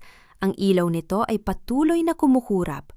Tanda na nakuha nito ang bawat salita at mukha ni Alfonso sa gitna ng krimen. Nakahinga ba si Mateo? O ang huling regalo niya kay Trina ay ang sarili niyang kamatayan upang mabigyan ito ng sapat na armas para manalo? Ang katarungan ay hindi lamang tungkol sa pagpapakulong ng may sala. Ito ay tungkol sa pagtayo sa harap ng iyong kaaway ng may matuwid na likod, habang pinapanood mo silang lamunin ng sarili nilang kadiliman. Ang amoy ng antiseptic at malamig na hangin ng ospital ay tila sumasakal kay Trina habang nakaupo siya sa labas ng intensive care unit. Ang kanyang mga kamay ay may benda pa dahil sa tinamong paso, at ang kanyang mukha ay bahagyang may bahid ng abo na hindi kayang burahin ng simpleng hilamos. Sa loob ng silid na iyon, nakikipaglaban sa kamatayan ang lalaking tinawag niyang traidor. Ngunit sa huli ay naging tagapagligtas niya, si Mateo. Hawak ni Trina ang maliit na kamera, ang huling alas na iniwan ni Mateo sa gitna ng apoy. Sa loob nito ay ang mukha ni Don Alfonso, ang kanyang malamig na ngiti at ang pag-amin sa pagsunog sa Navotas. Ito ang sandatang kailangan niya, hindi para sa paghihigante, kundi para sa katarungang 30 taon nang ipinagkakait sa kanyang pamilya. "Miss De Vega, handa na po ang lahat sa board meeting." bulong ng kanyang bagong abogado. Nasa loob na si Don Alfonso. Akala niya ay mabibitiw ka na sa pwesto. Tumayo si Trina. Wala nang bahid ng takot sa kanyang mga mata. Suot niya ang isang puting-puting business suit. Simbolo ng isang bagong simula na dumaan sa apoy. Habang naglalakad siya sa hallway ng kumpanya, bawat empleyadong nadadaanan niya ay napapatigil. Tila nararamdaman ang bigat ng otoridad na dala ng tunay na tagapagmana ng De Vega. Pagbuksas ng pinto ng boardroom, tumambad sa kanya si Don Alfonso na nakaupo sa dulo ng mesa. Kampanteng humihigop ng kape habang nakapaligid ang mga takot na miyembro ng board. Trinidad, iha. I am glad you could join us. Akala ko ay masyado kang abala sa pagluluksa sa navotas. Mapang-uyang nabati ni Alfonso. Are you here to sign the transfer of shares? Dahan-dahang lumapit si Trina. Hindi siya umupo. Sa halip, inilapag niya ang kamera sa gitna ng mesa. Hindi ako narito para pumirma, Alfonso. Narito ako para ipakita sa board kung anong klaseng kasosyo ang kasama nila sa silid na ito. What is this nonsense? Pagalit na tanong ni Alfonso. Ngunit ang kanyang mga mata ay nagsimulang gumala sa kaba. Pinindot ni Trina ang play. Ang boses ni Alfonso ay umalingaw-ngaw sa buong silid. Mula sa pag-amin niya sa pagkamatay ni Rodolfo, hanggang sa utos niyang sunugin ang mga dampa ng mga inosenteng tao. Ang bawat miyembro ng board ay napasinghap. Ang katahimikan pagkatapos ng video ay tila isang hatol na bitay para kay Alfonso. Sinungaling! Fake ang video na yan! Sigaw ni Alfonso. Tumayo siya at hinampas ang mesa. Ang kanyang baston ay gumawa ng isang matigas na tunog sa sahig. Board members, don't believe this woman. She's just a desperate fisherman's daughter. Ang fisherman's daughter na ito, Alfonso, ang siyang may-ari ng bawat hibla ng kumpanyang ito. Malamig na tugon ni Trina. At ang bawat salitang binitawan mo sa video na yan ay narinig na rin ng mga pulis na nasa labas ng pintong ito. Kasabay ng kanyang mga salita, bumukas ang pinto at pumasok ang ilang mga opisyal. Ang mukha ni Alfonso ay naging kasing puti ng papel. Ang kanyang kapangyarihan, ang kanyang yaman, at ang kanyang mga koneksyon ay naglaho sa loob ng 1 minuto. Habang kinapkap ang kanyang mga kamay at inilalagay ang mga posas, lumingon si Alfonso kay Trina. Ang kanyang mukha ay puno ng pot. Hindi ka magtatagumpay, Trinidad. Tudurugin ka rin ng mga taong pinoprotektahan mo. Sigaw niya habang kinakaladkad palabas. Nang mawala si Alfonso, tila nawalan din ng lakas si Trina. Napaupo siya sa kanyang upuan, ang kanyang buong katawan ay nanginginig.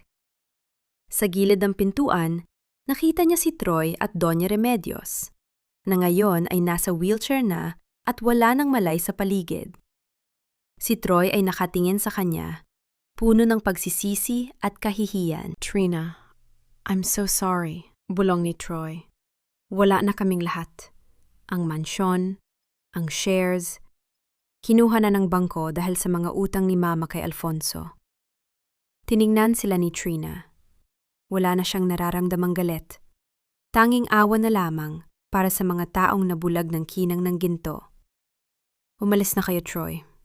Hahanapan ko kayo ng maliit na matutuluyan para kay Remedios. Huwag niyo nang subukang lumapit muli sa akin. Bumalik si Trina sa ospital. Sa ICU, nakita niya si Mateo na dahan-dahang nagmumulat ng mga mata.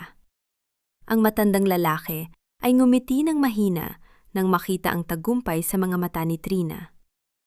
Trina, ang tatay mo, sigurado akong masaya siya ngayon. Hirap na sabi ni Mateo. Hinawakan ni Trina ang kamay ng matanda. Salamat, Mateo. Salamat sa huling pagkakataon. Sa gitna ng katahimikan ng gabi, lumabas si Trina sa beranda ng ospital. Ang langit sa Navotas ay hindi na kulay kahel, kundi puno na ng mga bituin.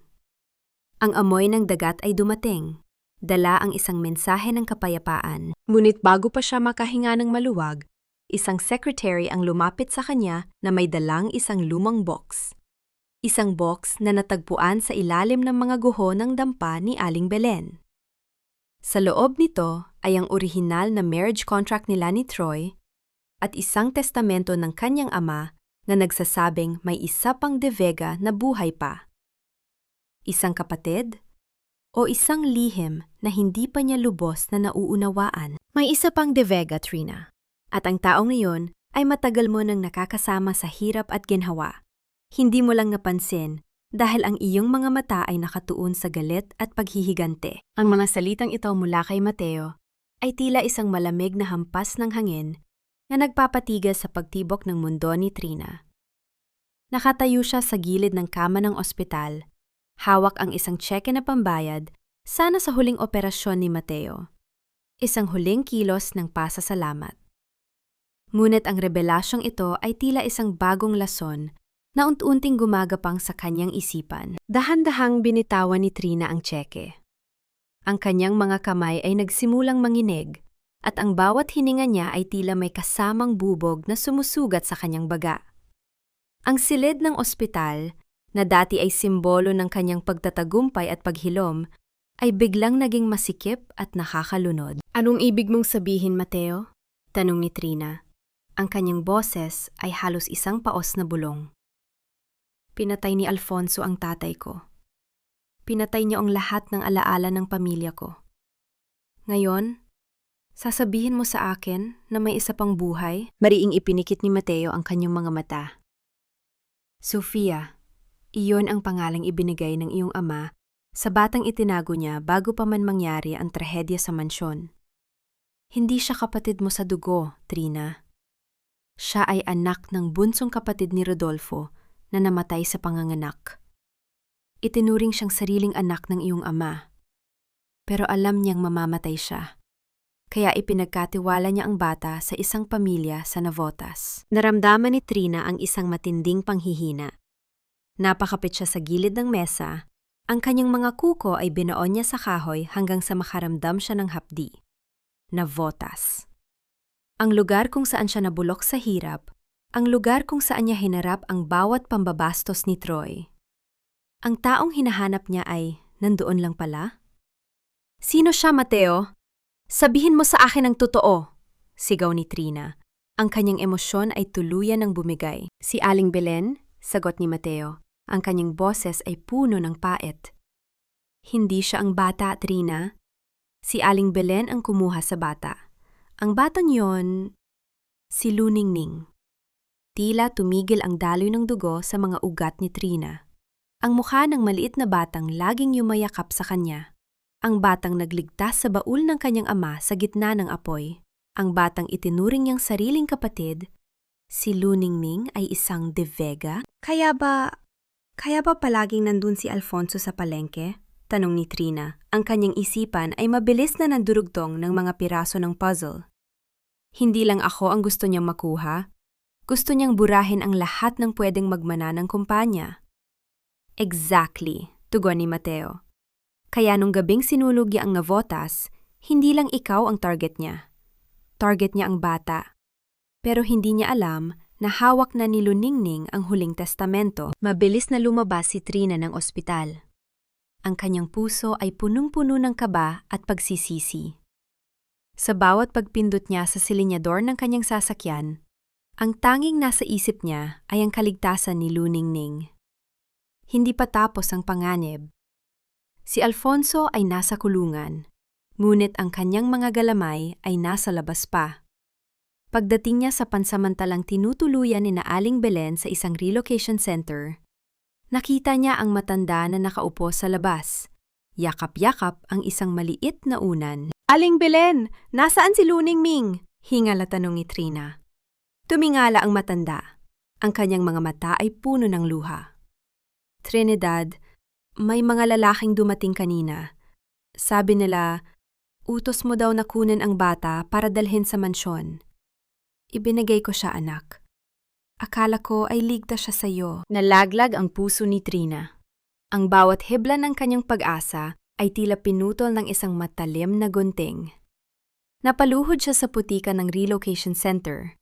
Ang kanyang mga mamahaling damit ay nadumihan. Ngunit wala siyang pakialam. Hindi ko sila pinadala, Aling Belen, hikbi ni Trina. Kinuha nila siya. Kinuha nila ang kapatid ko. Sa gitna ng kanyang paghagulgol, tumunog ang kanyang telepono. Isang video call mula sa isang hindi kilalang numero. Pagbukas niya, tumambad ang mukha ni Clara, ang dating kerida ni Troy. Ang kanyang mga mata ay nanlilisik sa tuwa habang hawak niya ang isang baril na nakatutok sa ulo ni Luningning, nakasalukuyang nakatali sa isang upuan sa loob ng isang abandonadong bodega ng isda. Hello, Trina. O mas magandang tawaging CEO Trina? Pangungutya ni Clara. Akala mo ba ay natapos ang lahat ng ipakulong mo si Alfonso? Alfonso is just a partner. Pero ako? Ako ang nawala ng lahat dahil sa iyo. Nawala sa akin si Troy. Nawala sa akin ang yaman na dapat ay sa akin. Clara, bitawan mo ang bata. Wala siyang kinalaman dito. Sigaw ni Trina sa telepono. Meron siyang kinalaman, Trina. Siya ang huling alas mo, di ba? Ang huling de Vega, nisi ni Clara. Gusto mo siyang makuha? Pumunta ka rito sa lumang pier. Mag-isa. Ibigay mo sa akin ang pirma mo para ilipat ang lahat ng shares sa pangalan ko. Kung hindi, sisiguraduhin kong ang batang ito ay susunod sa tatay mo sa kailaliman ng dagat. Pinatay ni Clara ang tawag. Naiwang mag-isa si Trina sa gitna ng kadiliman. Tumingin siya sa kanyang mga kamay. Ang mga kamay na dati ay amoy ista. Pagkatapos ay naging amoy yaman. At ngayon ay amoy ng paparating na trahedya. Isang tanong ang umalingaw-ngaw sa kanyang gunita. Isang tanong na tila sumusubok sa kanyang buong pagkatao. Hanggang saan ang kayang isakripisyo ng isang babaeng kakahanap pa lamang ng kanyang pamilya, bago niya ito muling mawala sa kamay ng isang taong wala ng takot mamatay. Ang yaman na ito ay isang sumpa, kung ang kapalit ay ang huling piraso ng aking puso. Pirmahan ko man ang bawat papel na naglilipat ng aking kapangyarihan sa iyo, Clara. Hindi mo kailanman mananakaw ang dangal na kailanman ay hindi mo nakuha. Ang amoy ng kalawang at napanis na tubig dagat ay humahalimuyak sa loob ng abandonadong bodega sa lumang pier. Ito ang lugar kung saan nagsimula ang lahat para kay Trina. Dito siya dating nagbubuhat ng mga banyera ng isda, dito siya nakaranas ng pagod na tila walang katapusan. At ngayon, dito rin tila magtatapos ang lahat. Nakatayo si Trina sa gitna ng malawak na espasyo.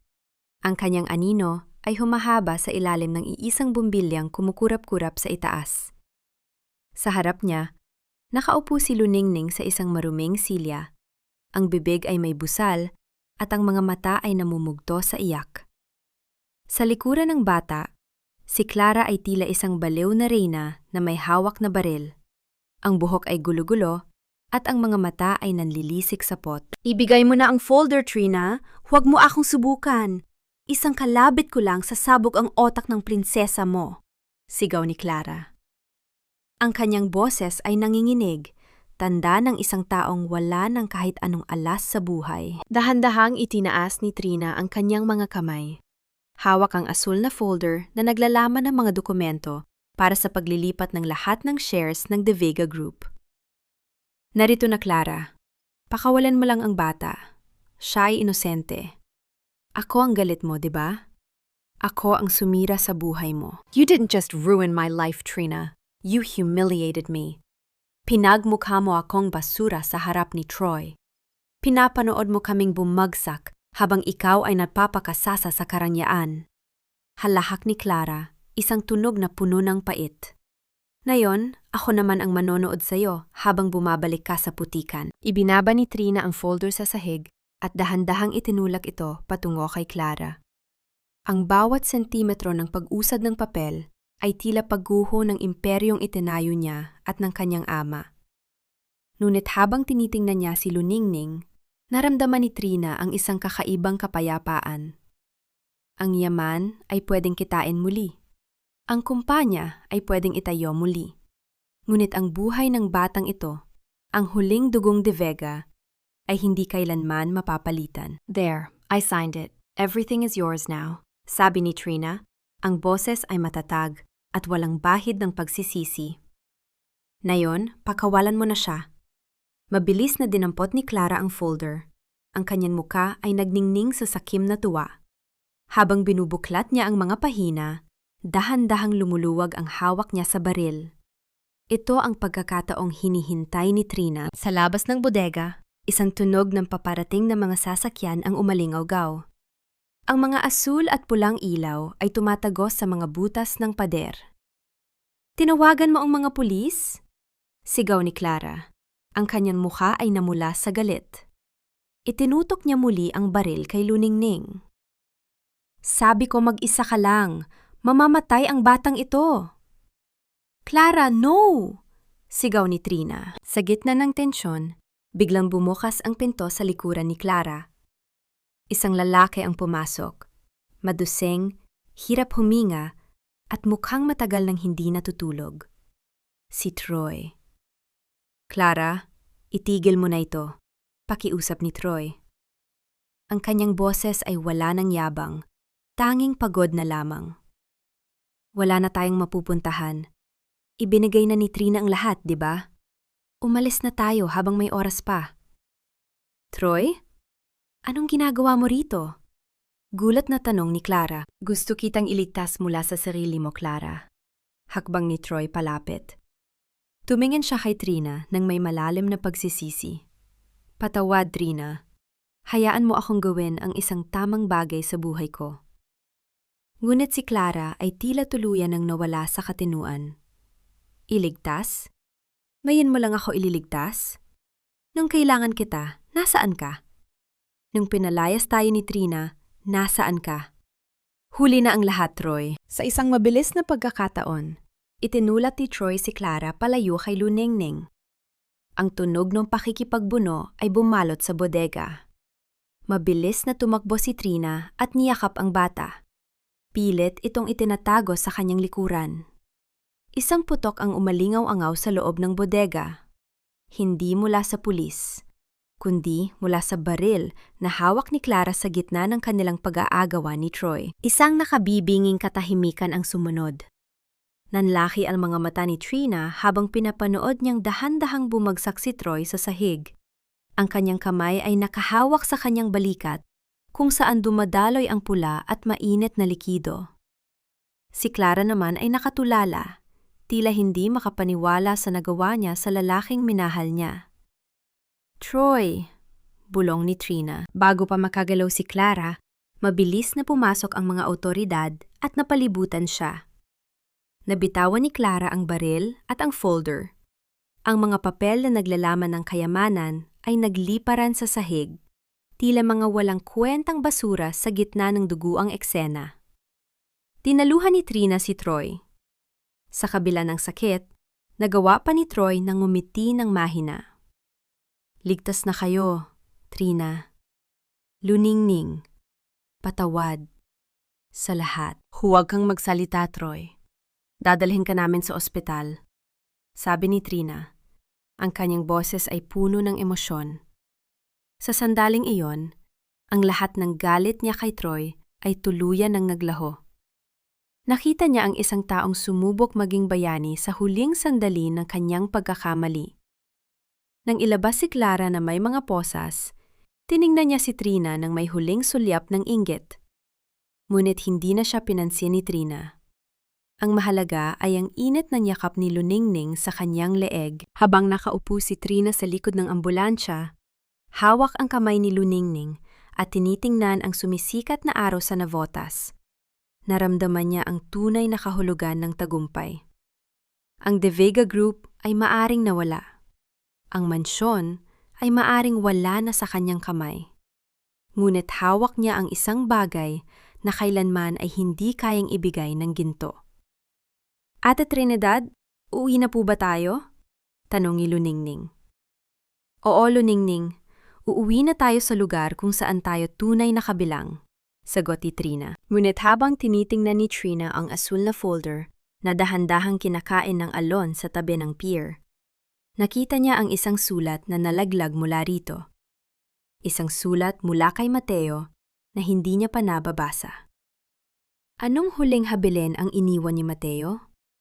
At sa pagkawala ng kanyang yaman, paano muling babangon ang isang reynang nawala ng korona, ngunit nakahanap ng kanyang kaluluwa? Ang tunay na kapangyarihan ay hindi nasusukat sa dami ng taong yumuyukod sa iyong harap, kundi sa dami ng taong handa mong itayo habang ikaw mismo ay sugatan. Ang sikat ng araw sa Navotas ay tila may dalang bagong pag-asa habang dahan-dahang tinatamaan ang mga alon sa dalampasigan. Isang buwan na ang nakalilipas mula nang mangyari ang madugong gabi sa bodega. Ang bawat sugat sa katawan ni Trina ay tuyo na.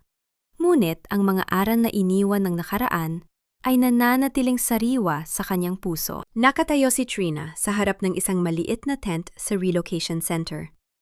Pinapanood si Luningning na masayang naglalaro kasama ang ibang mga bata. Wala na ang kanyang mga mamahaling suit. Suot niya ngayon ang isang simpleng puting t-shirt at pantalon. Ang kanyang buhok ay maikli at malinis. Bagamat nawala sa kanya ang mga shares ng De Vega Group dahil sa kanyang pirma kay Clara, may isang bagay na hindi kailanman nawala sa kanya. Ang kanyang pagkatao. Trina, tawag ni Mateo. Nakaupo na ang matanda sa isang wheelchair. Ang kanyang mukha ay masigla na sa kabila ng mga peklat mula sa sunog. Nabasa mo na ba ang sulat na ibinigay ko sa'yo? Dahan-dahang inilabas ni Trina ang nakatuping papel mula sa kanyang bulsa.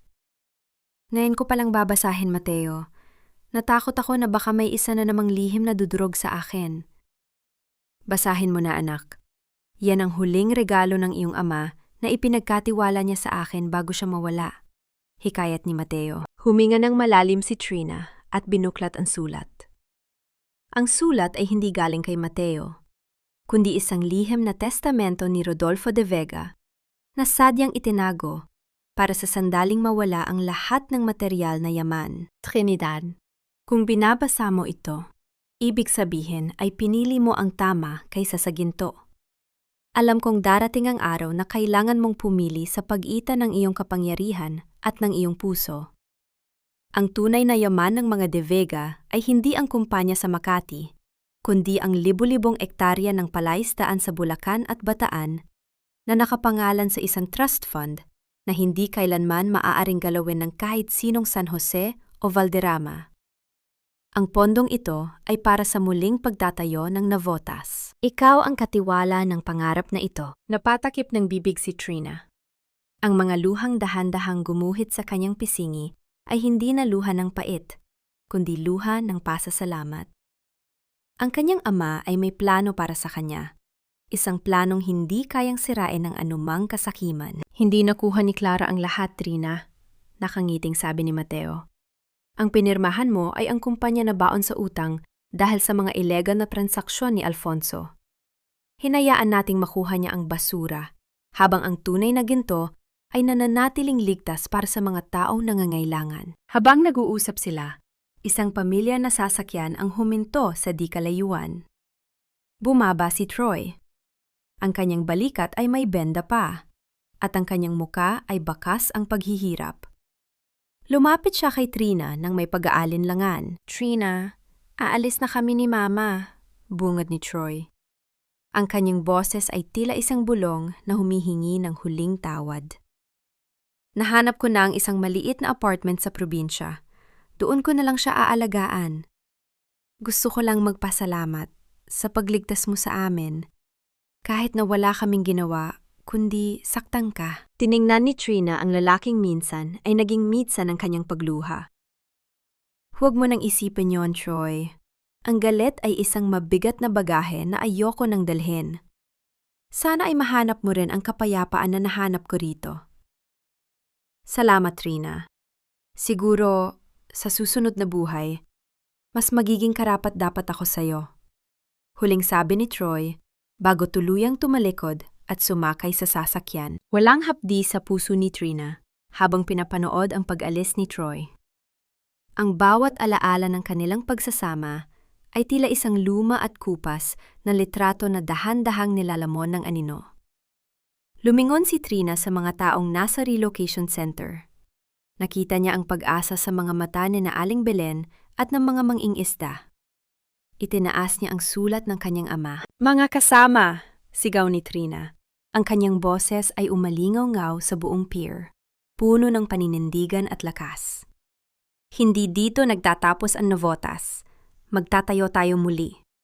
Hindi mansyon ang itatayo natin, kundi isang komunidad kung saan ang bawat isa ay may dangal at bawat bata ay may pangarap. Isang malakas na palakpakan at hiyawan ng kagalakan ang sumabog sa paligid. Ang bawat tao ay lumapit kay Trina, hindi para yumukod, kundi para yakapin ang babaeng muling nagbigay sa kanila ng dahilan para bumangon. Sa gitna ng saya, lumapit si Luningning at inabutan si Trina ng isang maliit na bulaklak ng gumamela.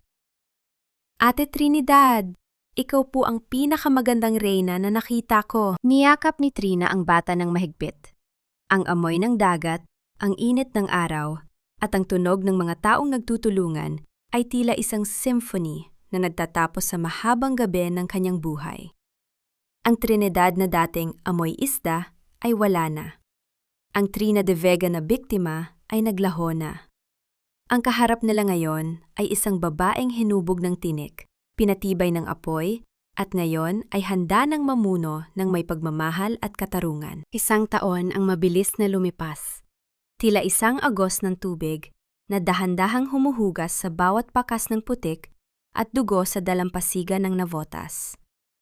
Ang bawat alon na humahalik sa pampang ay hindi na nagdadala ng amoy ng pagkabulok, kundi ang sariwang samyo ng pag-asa at bagong simula. Nakatayo si Trina sa pinakataas na palapag ng Rodolfo de Vega Community Center. Ang gusaling ito ay hindi gawa sa ginto o kristal, kundi sa matitibay na semento at pagmamahal.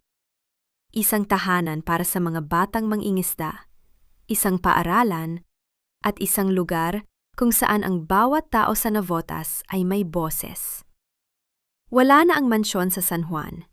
Ipinagbili ito ni Trina at ang bawat sentimo ay ginamit upang itayo ang mga disenteng pabahay para sa mga biktima ng sunog. Ate Trina! Ate Trina!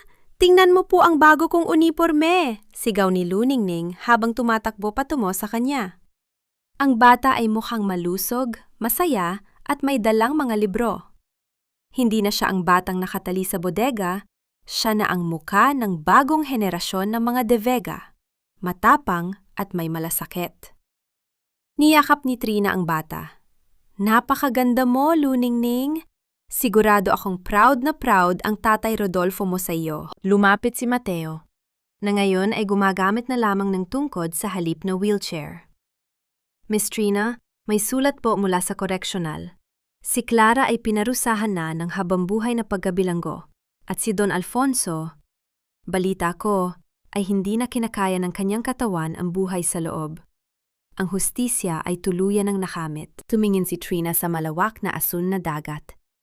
Salamat, Mateo. Pero alam mo, ang tunay na hustisya ay hindi ko naramdaman nang makita ko silang nakaposas. Naramdaman ko ito nang makita ko ang mga ngiti ng mga tao rito sa Navotas. Kumusta naman ang mga San Jose? Tanong ni Mateo. Narinig ko na namumuhay na sila ng tahimik sa probinsya. Si Troy ay nagtatrabaho na sa isang maliit na bukid at si Remedios, nananatili siyang tahimik sa kanyang sariling mundo. Sagot ni Trina nang may kapayapaan. Pinatawad ko na sila, Mateo. Hindi dahil sa karapat-dapat sila, kundi dahil karapat-dapat ang puso ko sa katahimikan. Dahan-dahang kinuha ni Trina ang gintong singsing ng kanyang ama na nakasabit sa kanyang leeg bilang kwintas. Hinaplos niya ang ukit ng angkla at rosas. Sa bawat haplos, tila nararamdaman niya ang bulong ng kanyang ama sa hangin. Ang tunay na reyna ay hindi kailangang magsuot ng korona upang kilalanin. Ang kanyang liwanag ay nagmumula sa pag-ibig na ibinibigay niya sa iba. Ang kwento ni Trinidad ay hindi lamang isang kwento ng paghihigante. Ito ay kwento ng isang babaeng dumaan sa pinakamababang bahagi ng lipunan, binalahuran ng mga makapangyarihan at pinagtaksilan ng mga pinagkatiwalaan. Ngunit piniling bumangon nang hindi nawawala ang kanyang kaluluwa. Sa bawat nanay na nakikinig habang naglalaba, Sa bawat babaeng nakakaramdam na sila ay amoy isda o walang halaga sa paningin ng iba, ito ang paalala ni Trina. Ang bawat tinik na ibinabato sa iyo ng mundo ay maaari mong gawing hagdan patungo sa iyong tagumpay. Ang iyong halaga ay hindi itinatakda ng iyong asawa, ng iyong biyenan, o ng iyong pera. Itinatakda ito ng iyong paninindigan at ng iyong kakayahang magmahal sa kabila ng sakit. Habang lumulubog ang araw sa Navotas, nagkulay rosas ang buong kalangitan. Itinaas ni Trina ang kanyang paningin at nuumiti. Ang amoy ng dagat ay dumampi sa kanyang muka. Isang amoy na dati ay simbolo ng kanyang hirap, ngunit ngayon ay simbolo na ng kanyang kalayaan. Ang Trinidad na taga-Palengke ay nahanap na ang kanyang kaharian, at ang kahariang iyon ay hindi nakatayo sa ginto, kundi sa puso ng bawat taong kanyang tinulungan.